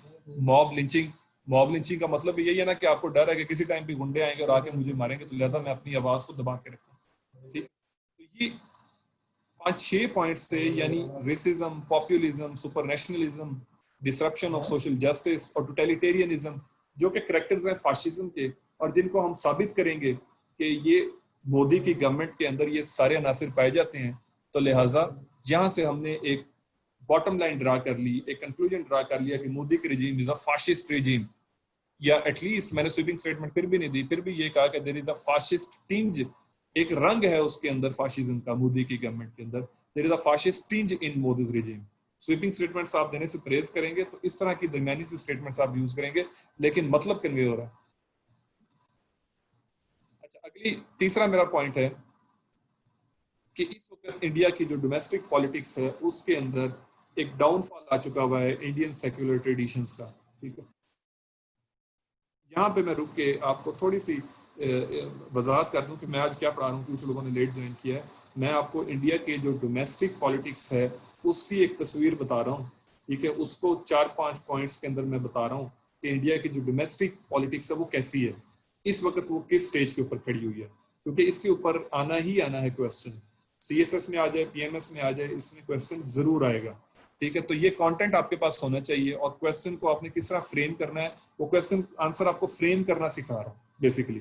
ठीक है, ये नहीं कि आपको नॉलेज नहीं दे रहा, आपके ऊपर कोई बम्बार्डमेंट ऑफ नॉलेज नहीं कर रहा, आपको अपने आंसर को फ्रेम करना सिखा रहा हूँ कि किस तरीके से आपने जवाब को फ्रेम करना है एनालिटिकल एंगल से। तो दो मैंने एनालिसिस पहले दे दिए हैं। पहला मैंने क्या कहा कि डेमोक्रेटिकली लेजिटिमेट गवर्नमेंट है। दूसरा मैंने उसमें बात क्या की कि इसमें एक फाशिस्ट टिंज है। ठीक है, फिर इन दोनों बातों के आगे मैंने 2-3-4-5 पॉइंट बता के इनकी इनकी वजाहत की है। ठीक है, अब तीसरा मेरा पॉइंट ये है कि इस जो इंडिया की जो डोमेस्टिक पॉलिटिक्स है उसके अंदर इस वक्त there is a downfall of Indian secular traditions. India की जो सेक्युलर ट्रेडिशंस हैं उनका एक डाउनफॉल आ रहा है। ठीक है, सेक्युलर ट्रेडिशंस इंडिया की रवायत रही है, उसकी डेफिनेशन देख लेते हैं कि व्हाट इज सेक्युलरिज्म। ये मैंने ब्रिटानिका की और मरियम वेबस्टर की ही डेफिनेशंस दोनों से ली हैं। Any movement in society directed away from other worldliness to life on earth. अब थोड़ा सा इसको समझ लें। ठीक है, और तवज्जो मेरी तरफ मुर्तकिज कर दें। आप में से बहुत सारे लोग ऑनलाइन, पता क्या होता है, वो इधर उधर की यूट्यूब खोल लेते हैं, चल लेक्चर बैकग्राउंड में चल रहा है, हेड फ्री लगाई। थोड़ा सा मैं आपसे रिक्वेस्ट करूंगा कि तवज्जो आप मेरी तरफ कर लें। ठीक है, और इसको सिर्फ 15 से 20 मिनट में कंक्लूड कर देंगे, ज्यादा लंबा नहीं जाएगा। ठीक है, सेक्युलरिज्म की डेफिनेशन है कि any movement in society which is directed away from the other worldliness to life on earth।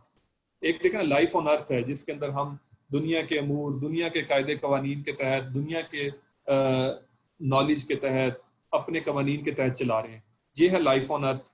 ठीक है, एक है अदर वर्ल्डलीनेस, यानी दूसरी दुनिया जो किसी ने देखी नहीं है। ठीक है, वो हिंदू का मानने वाला वो कहेगा कि वहां पे एक राम है उस दुनिया में, मुसलमान कहेगा कि वहां पे एक खुदा है। ठीक है, तो डिफरेंट रिलीजन्स उस दूसरी दुनिया की ताबीर डिफरेंट तरीके से करते हैं। ठीक है, तो अदर वर्ल्डलीनेस, वो कोई भी मजहब उसकी बात करे, उसको छोड़ के दुनिया के ज़ाब्तों के ऊपर जो है मुकम्मल तौर पर उनके ऊपर चलने की रविश, ये है सेक्युलरिज्म। जो मैन मेड चीजें हैं, मैन मेड कवानीन है, मैन मेड सारा कुछ है, इसके ऊपर चलने की रविश, और दूसरी दुनिया के जो कॉन्सेप्ट्स हैं, जन्नत, दोज़ख, खुदा, इन सारी चीजों को बालाए ताक रख देना। इसमें कोई मानता है माने, नहीं मानता ना माने, गवर्नमेंट के और स्टेट के अंदर इन सारी चीजों को बालाए ताक रख दिया जाए, ये है सेक्युलरिज्म। इसकी मैं दूसरी डेफिनेशन करता हूं तो आपको वाज़ेह हो जाएगा।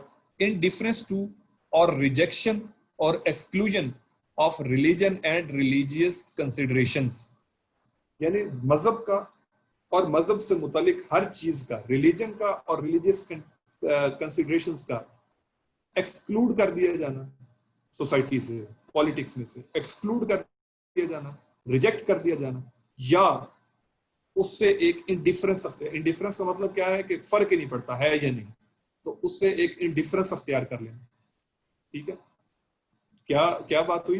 रिलीजन का और रिलीजन से रिलेटेड चीजों का रिजेक्ट कर दिया जाना, एक्सक्लूड कर दिया जाना, या उनसे इंडिफरेंस अख्तियार कर लिया जाना, ये है सेक्युलरिज्म। ठीक है।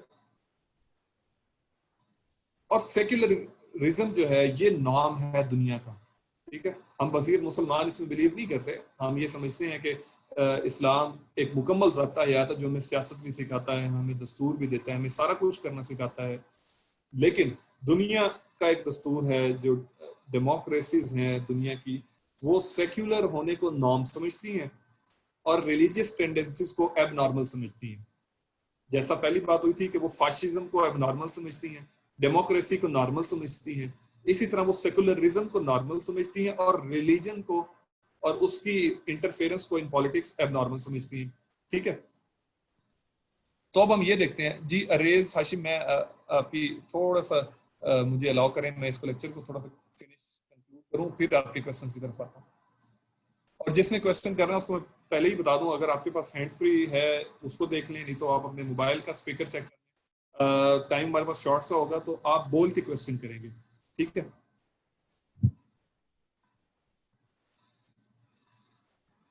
अच्छा, ये मैंने रेफरेंस के लिए अब सेक्युलरिज्म मैंने पॉइंट क्या लिया कि downfall of Indian secular traditions. India का दावा था कि हम सबसे बड़ी जमहूरियत हैं और सबसे बड़ी सेक्युलर नेशन है दुनिया के ऊपर। इनका अपना दावा है कि हम एक बहुत बड़ी सेक्युलर, इस वजह से ये इस दावे की बुनियाद पे ये दुनिया के मुख्तलिफ अक़वाम के साथ एक फ्रेंडली रिलेशन रखना चाहती हैं। ईरान से भी हाथ मिला लेते हैं, सऊदीया से भी हाथ मिला लेते हैं, अमेरिका से भी हाथ मिला लेते हैं।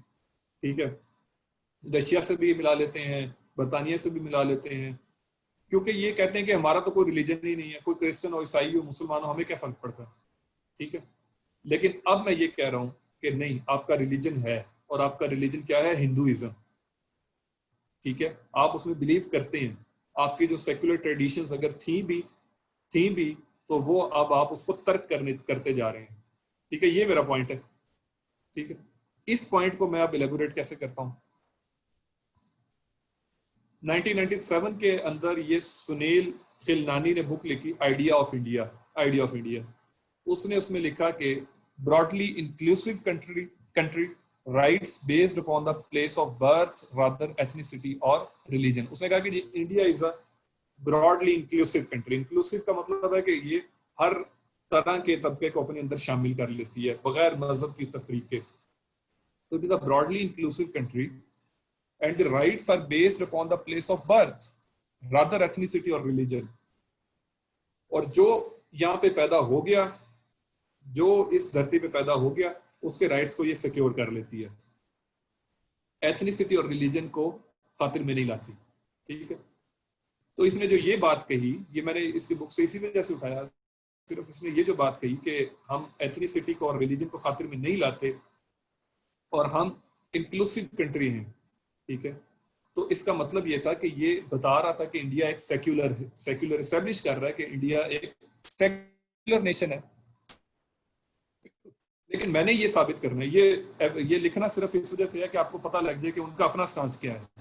ठीक है। हमने क्या स्टांस लिया कि नहीं, इनकी जो सेक्युलर ट्रेडिशन थी अब वो खत्म, अगर थी भी तो अब खत्म होती जा रही है, अब उनका डाउनफॉल आ रहा है। ठीक है। उसके अंदर पहला मैंने पॉइंट अपने एविडेंस में, अपनी फेवर में, पहला मेरा पॉइंट क्या है कि हिंदू नेशनलिज्म एग्जिस्ट करता है और उसकी एक हिस्ट्री भी है। ठीक है।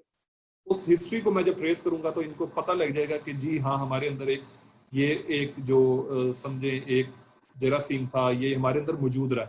ऑल्दो कि हमने एक लिबादा उड़ा हुआ था अपने ऊपर इंडियन सेक्युलरिज्म का, लेकिन उस लिबादे के अंदर हमारे अंदर ये एक जरासीम हिंदू नेशनलिज्म का या इंडियन नेशनलिज्म का मौजूद रहा है। ठीक है।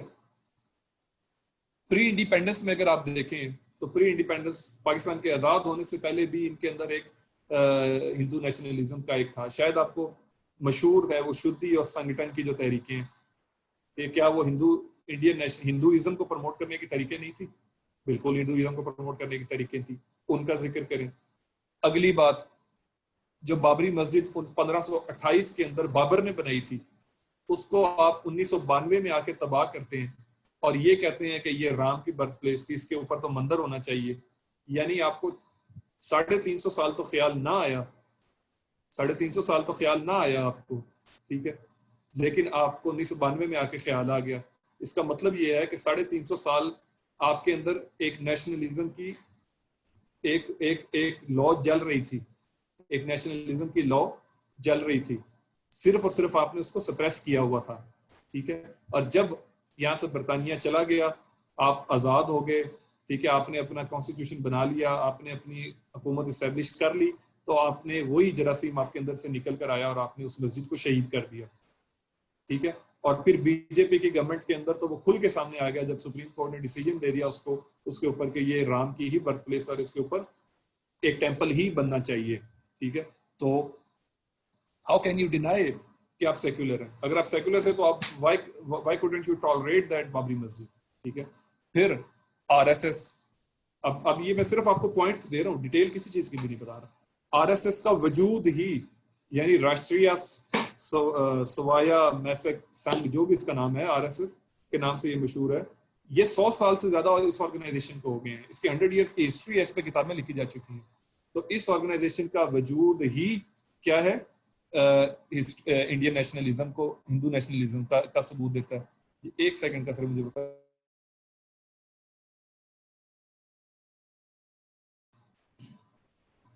तो वो इंडियन नेशनलिज्म का, हिंदू नेशनलिज्म का सबूत देता है, ठीक है। अच्छा, फिर गुजरात राइट्स, जो 2001 के अंदर गुजरात के अंदर राइट्स होती हैं, वो हिंदू नेशनलिज्म का जो है वो सबूत देती हैं। अगर वो नहीं था तो फिर क्या जरूरत थी मुसलमानों को मारने की, उन पे हमले करने की? और इसका सबूत ये है कि जब वहाँ का वजीर आला था जो कि नरेंद्र मोदी था, इसके ऊपर यूएसए के वीजा के ऊपर पाबंदी लग गई थी, इसके ऊपर 15 साल की पाबंदी इसके ऊपर रही है कि ये यूएसए में एंटर नहीं हो सकता था ये से। तो बहरहाल मैंने जब history of Hindu nationalism trace की जब पेपर में ट्रेस की, तो मैं ये एग्जामिनर को बता रहा हूँ कि बेसिकली मैं अपना पॉइंट इस्टेब्लिश कर रहा हूँ, मुझे इनकी हिंदू नेशनलिज्म से कोई कंसर्न नहीं है, मैं सिर्फ अपना पॉइंट इस्टेब्लिश कर रहा हूँ कि there is a downfall of Indian secular traditions, ठीक है। और जब मैं ये 5-4 बातें करूंगा तो मेरा ख्याल है कि एग्जामिनर कन्विंस हो जाएगा कि वाकई ही इंडियन सेक्युलर ट्रेडिशंस का डाउनफॉल आ गया है और हिंदू नेशनलिज्म अरूज पे है। फिर हिंदुत्व का सोशल एजेंडा है एक, ठीक है, एक सोशल एजेंडा है इनका, ठीक है। उसकी मिसाल इस तरह से है कि अभी पिछले साल इन्होंने इंस्टेंट डाइवोर्स को क्रिमिनलाइज कर दिया। इंस्टेंट डाइवोर्स होता है कि इकट्ठे 3 तलाकें दे देना, ठीक है। वो है तो बुरी चीज है, मुसलमान मुआशरे में भी बुरी चीज है, लेकिन हमारे कुछ मसालिक के अंदर वो रिवाज भी है। उसको वो अगर इस तरीके से तलाक दी जाए तो वो तलाक कंसिडर हो जाती है, ठीक है। तो इन्होंने उसको क्रिमिनलाइज कर दिया है, इन्होंने उसके ऊपर पेनल्टी आयद कर दी है, इन्होंने उसके ऊपर लॉज बना दिए हैं। अच्छे हैं या बुरे हैं वो अलग बात है, लेकिन उसमें मुसलमानों को कंसल्ट नहीं किया गया। हमारे एक फैमिली लॉज है ना, उसको उन्होंने छेड़छाड़ शुरू कर दी है। हमारे फैमिली लॉज को इन्होंने कभी भी नहीं छेड़ा था, अब आके उसके साथ छेड़छाड़ शुरू कर दी है। तो इसका मतलब क्या है कि हिंदुत्व का एक सोशल एजेंडा भी है, एक सोशल एजेंडा ना उनका, कि जिसके अंदर वो मुसलमानों के जो फैमिली इश्यूज है, जो हमारे फैमिली लॉज है, उसको छेड़ रहे हैं। अच्छा, मेरे पास सिर्फ टाइम बहुत थोड़ा है और मैं जिस एक्ट के ऊपर आना चाह रहा था, खैर कोई बात नहीं, हमारे पास आगे भी लेक्चर्स हैं, कोई इतनी हमें जल्दी की भी जरूरत नहीं है। और ये हमारे चूंकि ट्रायल लेक्चर्स ही हैं तो हमें कोई ऐसा कोर्स कवर करने की भी जल्दी नहीं है, हम आराम आराम से भी चल सकते हैं। सिर्फ ये एक सिटीजनशिप अमेंडमेंट एक्ट, इसकी मैं बात करके तो अपने लेक्चर को खत्म करूंगा। अब ये इंतहाई कंफ्यूजिंग है ये दो चीजें, सिटीजनशिप अमेंडमेंट एक्ट और ये नेशनल रजिस्टर ऑफ सिटीजन, दोनों आपकी स्क्रीन पे शो हो रहे हैं। एक दफा फिर आपसे रिक्वेस्ट करूंगा, अपनी अपनी यूट्यूब्स को बंद कर दें, साउंड क्लाउड्स को बंद कर दें और सारी तवज्जो मेरी तरफ मुर्तकिज कर दें। ये दो जो पॉइंट्स हैं, ये अगर आप समझना चाहेंगे खुद से तो शायद ये बहुत ज्यादा कंफ्यूज हो जाएंगे इसके अंदर, ठीक है। ये एक्ट क्या है और ये एनआरसी क्या है, ठीक है। इसको बराए मेहरबानी थोड़ा सा मेरे तरफ तवज्जो रख के इसको समझें। Citizenship Amendment Act, it amends the Citizenship Act of 1955। 1955 के अंदर इंडिया के अंदर एक सिटीजनशिप एक्ट बनता है और उसको अमेंड किया जाता है अब सिटीजन अमेंडमेंट एक्ट के जरिए पिछले साल। यानी जो 1955 से मौजूद था उसको अब अमेंड कर दिया जाता है। ठीक है, इंडिया के अंदर जो रिफ्यूजीज हैं, अब ये मेरी बात को थोड़ा सा आपने गौर से सुनना, उनको उनको नॉर्मलाइज करने का इंडिया ने कोई मुआहदा किसी के साथ नहीं किया हुआ था। इंपॉर्टेंट बात है, रिफ्यूजीज के ऊपर पूरी दुनिया के अंदर मुआहदे भी हुए हुए हैं, यूएन के इसके ऊपर कन्वेंशन हैं, रिफ्यूजी कन्वेंशन के नाम से। ठीक है, इंडिया ने किसी कन्वेंशन को साइन नहीं किया हुआ। इसका मतलब ये होता है रिफ्यूजी कौन होता है, जो अपने मुल्क से परसिक्यूशन, पॉलिटिकल परसिक्यूशन से बच के भाग रहा हो और आपकी सरहद अबूर करके आपके इलाके में आ जाए, वो रेफ्यूजी कहलाता है। ठीक है, उसको आपने एसाइलम देना होता है। ठीक है, इंडिया ने कमाल मुहारत से किसी रिफ्यूजी कन्वेंशन के ऊपर साइन नहीं किया हुआ, लिहाजा ये बरी हैं कि इनके इलाके में, इनके मुल्क में जो भी लोग बॉर्डर क्रॉस करके आ रहे हैं, जो उनके साथ जिस तरह मर्जी डील करें। ठीक है, ये they are not bound by any law. ठीक है, India is not bound. Pakistan ने साइन किया हुआ है, बांग्लादेश ने किया हुआ है, दुनिया की बहुत सारी 100 से ऊपर मुल्कों ने उनको साइन किया हुआ है इन कन्वेंशंस को, लेकिन इंडिया ने साइन नहीं किया हुआ। नंबर 1 ये समझ लें। लिहाजा अब अगर कोई भी रिफ्यूजी इनके मुल्क में आ जाता है बॉर्डर क्रॉस करके, तो वो उसको इंडिया बाउंड नहीं है कि उसको एसाइलम दे, वो देता भी रहा है, वो डिफरेंट बात है, लेकिन कोई लॉ उसको बाउंड नहीं करता। एक बात। दूसरी बात ये मैंने पॉइंट बताया कि India is not signatory to international refugee conventions. किसी भी रिफ्यूजी कन्वेंशन को इंडिया ने साइन नहीं किया हुआ। अगली बात ये कि सिटीजनशिप अमेंडमेंट एक्ट जो है, it is a bid to register the illegal. अब ये जो एक फिक्र है ना, इसको अगर आप समझेंगे तो आपकी बहुत सारी इसके ऊपर कंफ्यूजन क्लियर होंगी। It is a bid to register the illegal immigrants of 6 communities, that is Hindu, Parsi, Sikh, Buddhs, Jains, Christians belonging to Pakistan, Afghanistan and Bangladesh who entered India before 31st December 2014। अब जरा इसको समझो, 2014 में इसकी मोदी की government आती है। ये कहते हैं, ये एक्ट ये कहता है कि जो इलीगल इमिग्रेंट्स हैं, इलीगल पे फोकस कर रहा हूं, इलीगल, लीगल इमिग्रेंट्स की बात नहीं कर रहा, यानी लीगल इमिग्रेंट्स का तो इशू ही नहीं है। लीगल इमिग्रेंट तो चाहे मुसलमान है, चाहे हिंदू है, चाहे सिख है, वो इंडिया में आ जाता है तो उसके ऊपर, उसके बारे में तो कवानीन मौजूद हैं। वो इतने साल काम करेगा तो इंडियन सिटीजनशिप के लिए अप्लाई कर सकता है, उसका इशू नहीं है। जो इलीगल इमिग्रेंट्स हैं, जब इलीगल इमिग्रेंट का लफ्ज इन्होंने यूज किया तो उन्होंने वहीं पे ये बात इस्टेब्लिश कर दी, उन्होंने वहीं पे ये बात एक लिहाज से कह दी कि हम उन लोगों को रेफर कर रहे हैं कि जिनके बारे में हमारा पहले कोई ऑब्लिगेशन नहीं है, ना रिफ्यूजी कन्वेंशन हमने साइन किया हुआ है, ना कोई असाइलम की हमारी कोई कमिटमेंट है, फिर भी हम उन लोगों को अकोमोडेट करने की बात कर रहे हैं। यानी जो हमारे कानून के मुताबिक पहले इलीगल थे वो आए तो जरूर, चाहे वो 1971 में बांग्लादेश की वॉर में आए, चाहे वो 47 में आए, चाहे वो जब भी आए, उससे पहले आए, बाद में आए, जब भी आए, आ गए, उनके पास कोई कागजात नहीं है, ना आईडी कार्ड है, ना ड्राइविंग लाइसेंस है, कुछ भी नहीं है, वो इलीगल है। तो हम उन लोगों को एक रास्ता दे देते हैं इस एक्ट के थ्रू, इस एक्ट के थ्रू हम उनको एक रास्ता दे देते हैं कि वो अपने स्टेटस को लीगलाइज कर लें। क्लियर? ठीक है, ये सिर्फ इलीगल का जो लफ्ज है ना, ये इसको अच्छी तरह अपने दिमाग में बिठाएं। ठीक है, लीगल इमिग्रेंट्स की बात नहीं हो रही। ठीक है, जिसके पास पासपोर्ट है, वीजा है, उसका इशू ही नहीं।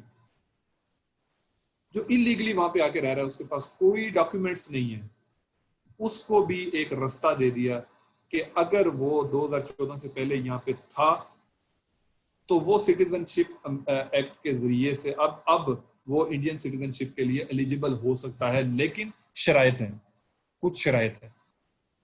ठीक है, वो शराइत क्या है कि वो इन 6 कम्युनिटीज में से हो, इन 6 कम्युनिटीज में से हो, या हिंदू हो, या पारसी हो, या सिख हो, या बुद्ध हो, या जैन हो। ठीक है, अब यहां पे मैं आपको रोक के और सेकुलरिज्म की डेफिनेशन पे ले चलता हूं, ठीक है।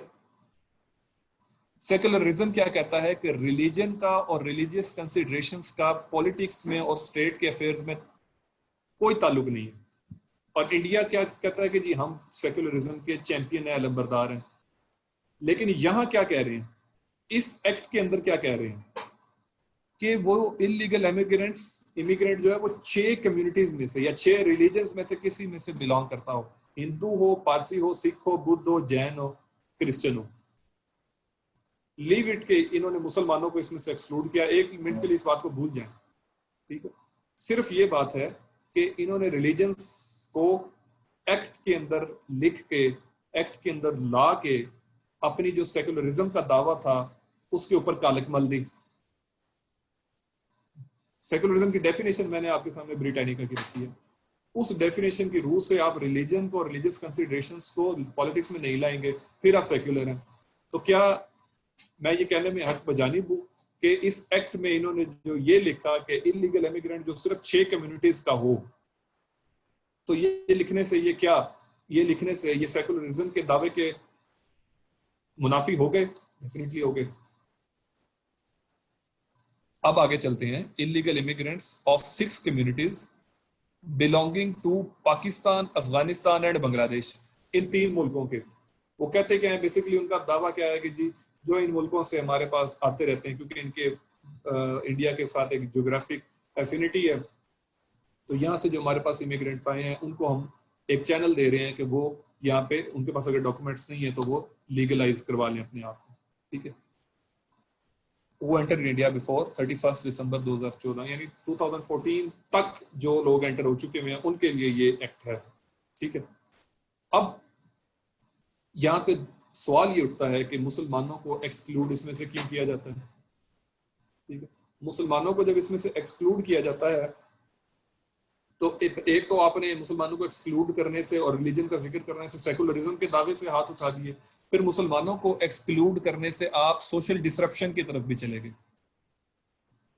वो जो ऊपर बात हुई है जो कि फाशिज्म की डेफिनेशन है, ठीक है। जो सोशल जस्टिस क्या है कि सारी रिलीजन इक्वल है, सारी कम्युनिटीज को आप इक्वल, स्ट्रेट इक्वल समझेगी हकूक के, राइट्स के लिहाज से, ठीक है। तो यहाँ पे तो आपने राइट्स के लिहाज से इक्वल नहीं समझा, तो आपने क्या किया, सोशल इनजस्टिस किया तो आपकी रजीम फाशिस्ट भी हो गई, ठीक है। ऊपर भी आप ये मिसाल दे सकते हैं। इधर आप ये क्या कह सकते हैं कि जब आपने मजहब का जिक्र कर दिया एक्ट के अंदर और कानून के अंदर, तो आप मजहब की बुनियाद पर डिफरेंस करने के लिहाज से सेकुलरिज्म की डेफिनेशन से भी आउट हो गए, ठीक है। तो लिहाजा सिटीजनशिप अमेंडमेंट एक्ट जो है, इसके ऊपर इंडिया के अंदर जो राइट्स हुई हैं, जो 2020 के दिल्ली राइट्स हैं, वो 2 बातों की वजह से हुई है। एक बात क्या कि मुसलमानों को एक्सक्लूड क्यों किया गया, दूसरी बात ये कि इंडिया के पॉलिटिक्स के अंदर रिलीजन को इंट्रोड्यूस क्यों किया गया, रिलीजन की बेस के ऊपर डिफरेंस क्यों किया गया, सेकुलरिज्म से मुंह क्यों मोड़ा गया। तो होप्स हो कि सिटीजनशिप अमेंडमेंट एक्ट आपकी समझ में आ गया होगा। इसकी वो वजाहत भी पेश करती है इंडिया की गवर्नमेंट, और उनकी वजाहत किसी हद तक हम समझते हैं कि वो एक्सेप्टेबल भी है। वो ये कहते हैं कि हमने बेसिकली एक चैनल दिया है जो कि माइनॉरिटीज बांग्लादेश से, पाकिस्तान से, दोनों मुस्लिम कंट्रीज हैं, तो जाहिर है यहाँ की माइनॉरिटीज नॉन मुस्लिम ही होंगी। जब बांग्लादेश भी मुसलमान है, पाकिस्तान भी और अफगानिस्तान तीनों मुसलमान हैं, और इन 3 मुल्कों के लिए ही ये एक्ट है कि इमिग्रेंट्स के लिए ये एक्ट है, तो जाहिर बात है ये चूंकि मुसलमान मुल्क हैं तो इनकी माइनॉरिटीज नॉन मुस्लिम ही होंगी। तो लिहाजा हमने बेसिकली उनकी नॉन मुस्लिम माइनॉरिटीज को एक चैनल दिया है कि वो यहाँ पे आके हमारी सिटीजनशिप को अख्तियार कर लें, ठीक है। अब ये जो नेशनल रजिस्टर ऑफ सिटीजन्स है, इसको उमर साहब वेट कर रहे हैं, तो इसको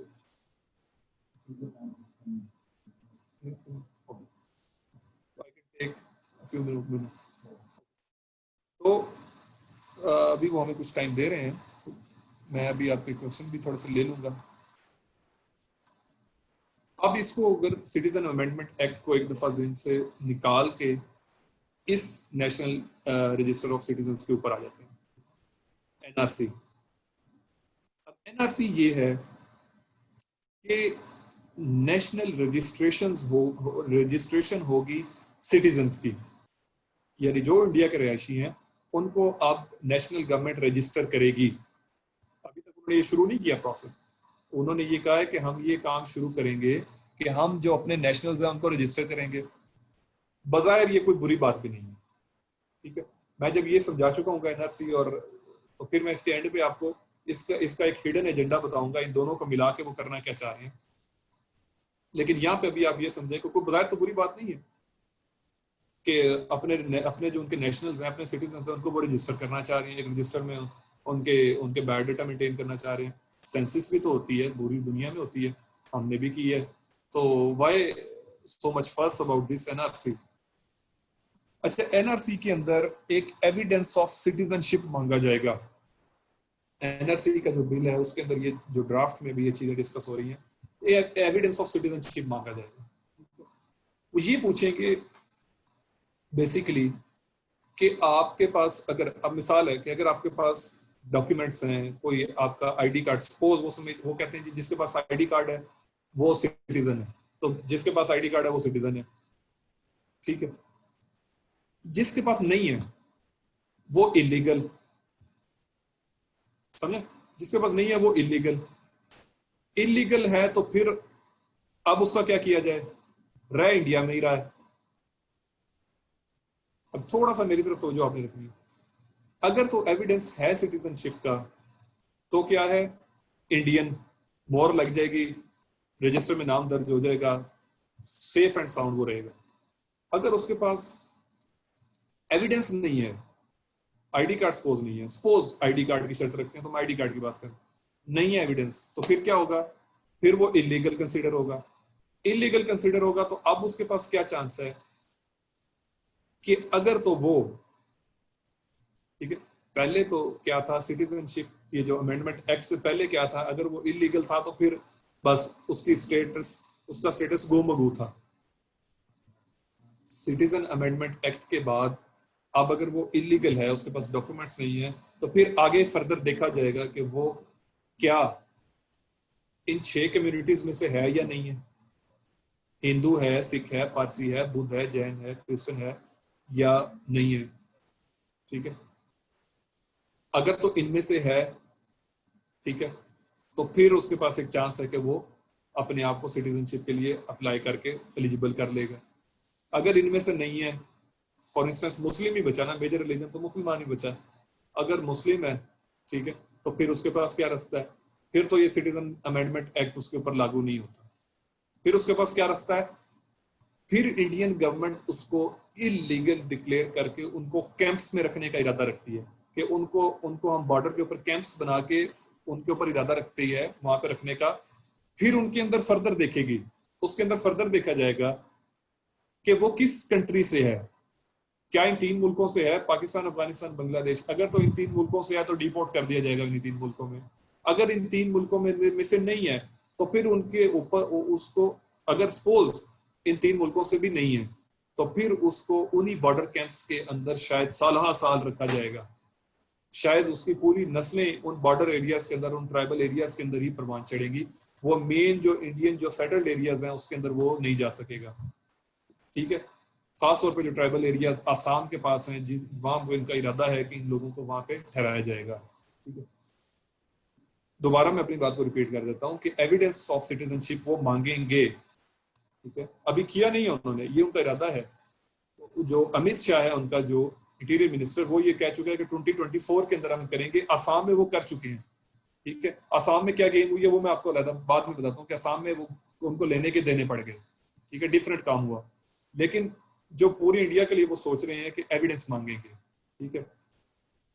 अगर किसी के पास एविडेंस होगा इंडियन नेशनल होने का तो वो तो नेशनल हो गया, स्टैंप लग गई, ठीक है। एविडेंस नहीं है इंडियन नेशनल होने का, डॉक्यूमेंट उसके पास नहीं है, तो फिर देखा जाएगा क्या वो 6 कम्युनिटीज में से है। अगर 6 कम्युनिटीज में से है तो फिर तो उसको अप्लाई करने के काबिल होगा सिटीजनशिप के लिए। अगर वो 6 कम्युनिटीज में से नहीं है, मुस्लिम है या किसी और रिलीजन से है, तो फिर उसको इलीगल डिक्लेयर कर दिया जाएगा और बॉर्डर कैंप्स के तक पहुंचाया जाएगा। और वहां पे फिर देखा जाएगा कि अगर ये पाकिस्तान, अफगानिस्तान और बांग्लादेश से है तो अपने ही अपने मुल्कों में डिपोर्ट कर दिया जाएगा।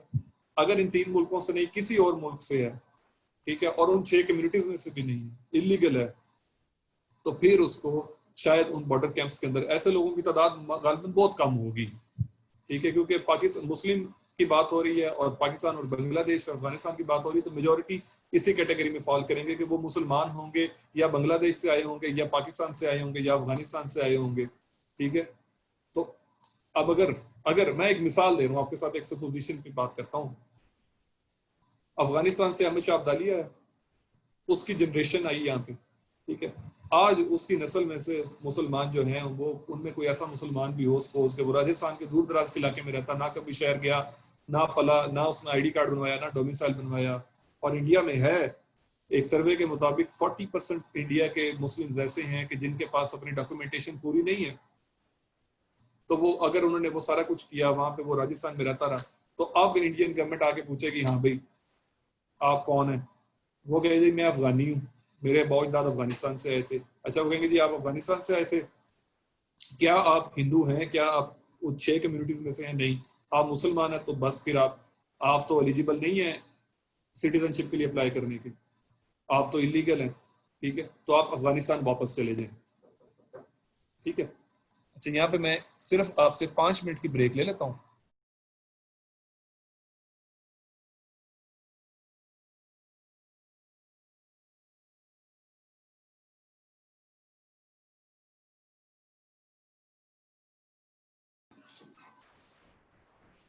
जी अच्छा, इस लेक्चर को मैं कंक्लूड करता हूँ, उमर साहब वेट कर रहे हैं। और बस आप में से कोई क्विकली किसी के क्वेश्चन है तो 1-2 क्वेश्चन मैं ले लेता हूँ, और आपको आपको अनम्यूट कर देता हूँ। जिसने क्वेश्चन करना है वो हैंड रेज कर दे, उसको मैं अनम्यूट कर देता हूँ। और अगर कोई आप चैट में भी कुछ लिखना चाह रहे हैं,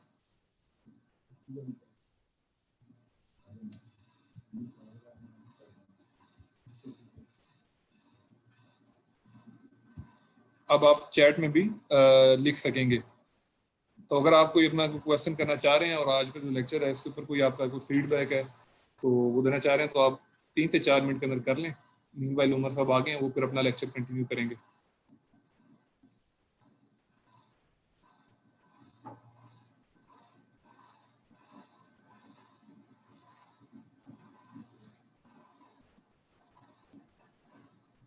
अच्छा, थैंक यू जी, लोग अप्रिशिएट भी करेंगे जी, अच्छा है।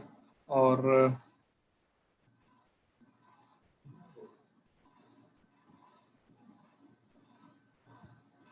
जी आपको ये रिकॉर्डिंग्स मिल जाएंगी। इसकी रिकॉर्डिंग के लिए आप करेंगे कांटेक्ट उमैर साहब को या उसामा को रब्ता करेंगे। आपके पास कांटेक्ट नंबर हैं जो व्हाट्सएप के ऊपर है, तो वो आपको जो है ना उसकी सारी डिटेल गाइडेंस बता देंगे, ठीक है। और पीएमएस होने जा रहा है इस साल, डेफिनेटली होने जा रहा है। 1 से 2 महीने के अंदर उसका स्केड्यूल आ जाएगा, मैक्सिमम इतना ही डिले होगा, इससे ज़्यादा नहीं।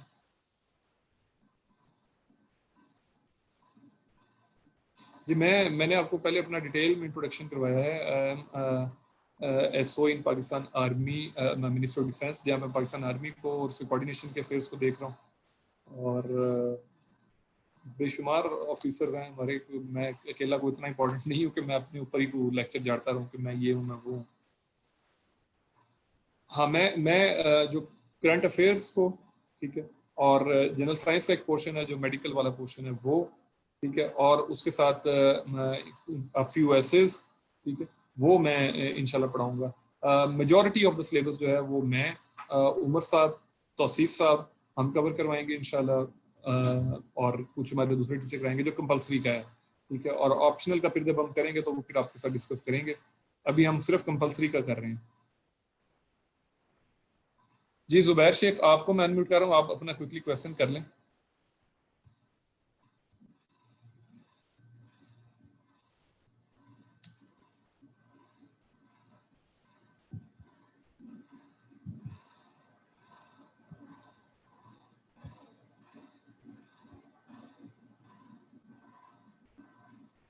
अच्छा, इंग्लिश के दो दो दो दो चीजें इंग्लिश में, इंग्लिश बड़े इंपॉर्टेंट है। इंग्लिश का भी हमारा ट्रायल में भी एक लेक्चर हम करवाएंगे। खाकान साहब हमारे जो इंग्लिश के लिंग्विस्टिक के एक्सपर्ट हैं, टेक्निकल एक्सपर्ट हैं, तो जो इंग्लिश का ग्रामर का पोर्शन है वो खाकान साहब पढ़ाएंगे, वो इंग्लिश उनका सब्जेक्ट है, ठीक है। और ऐसे में उनका स्कोर बहुत अच्छा था।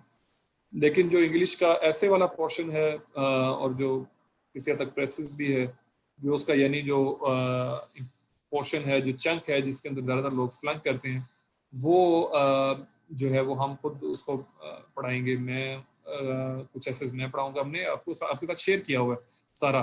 कुछ एसेस मैं पढ़ाऊंगा, ठीक है, कुछ एसेस उमर साहब पढ़ाएंगे, ठीक है, और मेजोरिटी जो है वो हम कोशिश करेंगे जो इम्पोर्टेंट जो ब्रंट है उसका सब्जेक्ट का सिलेबस का, वो हम जो मैंने आपको 3-4 लोग बताए हम आपस में डिवाइड करके उसको पढ़ाएंगे, ठीक है।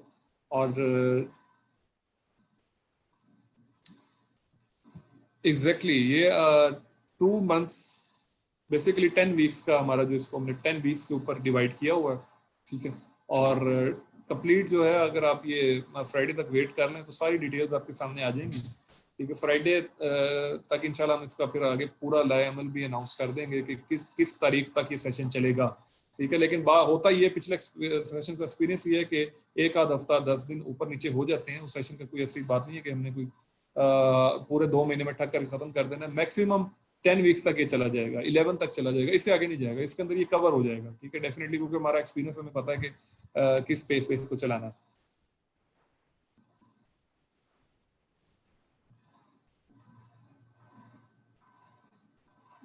अच्छा, जो रेगुलर सेशन में आप लोग रजिस्ट्रेशन के लिए बहुत ज़्यादा पूछ रहे हैं, तो रजिस्ट्रेशन के लिए आपको उमैर को और सईद उसामा भाई को, इन दोनों को आप रब्ता करें, ठीक है, और वो आपको फर्दर गाइड कर देंगे उसके अंदर।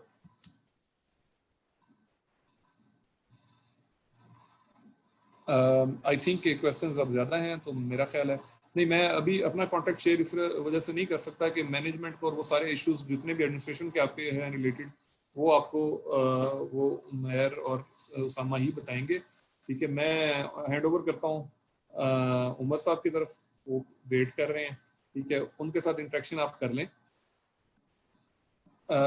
मैं अभी हमारे साथ हैं, होस्ट हैं उसामा, आप यहाँ पे कॉन्टैक्ट डिटेल्स शेयर कर दें, चैट में शेयर कर दें।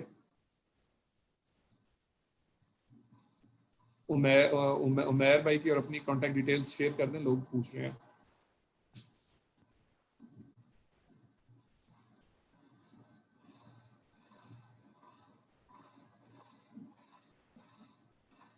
जी थैंक यू सो मच। अब उमर साहब इंशाल्लाह ज्वाइन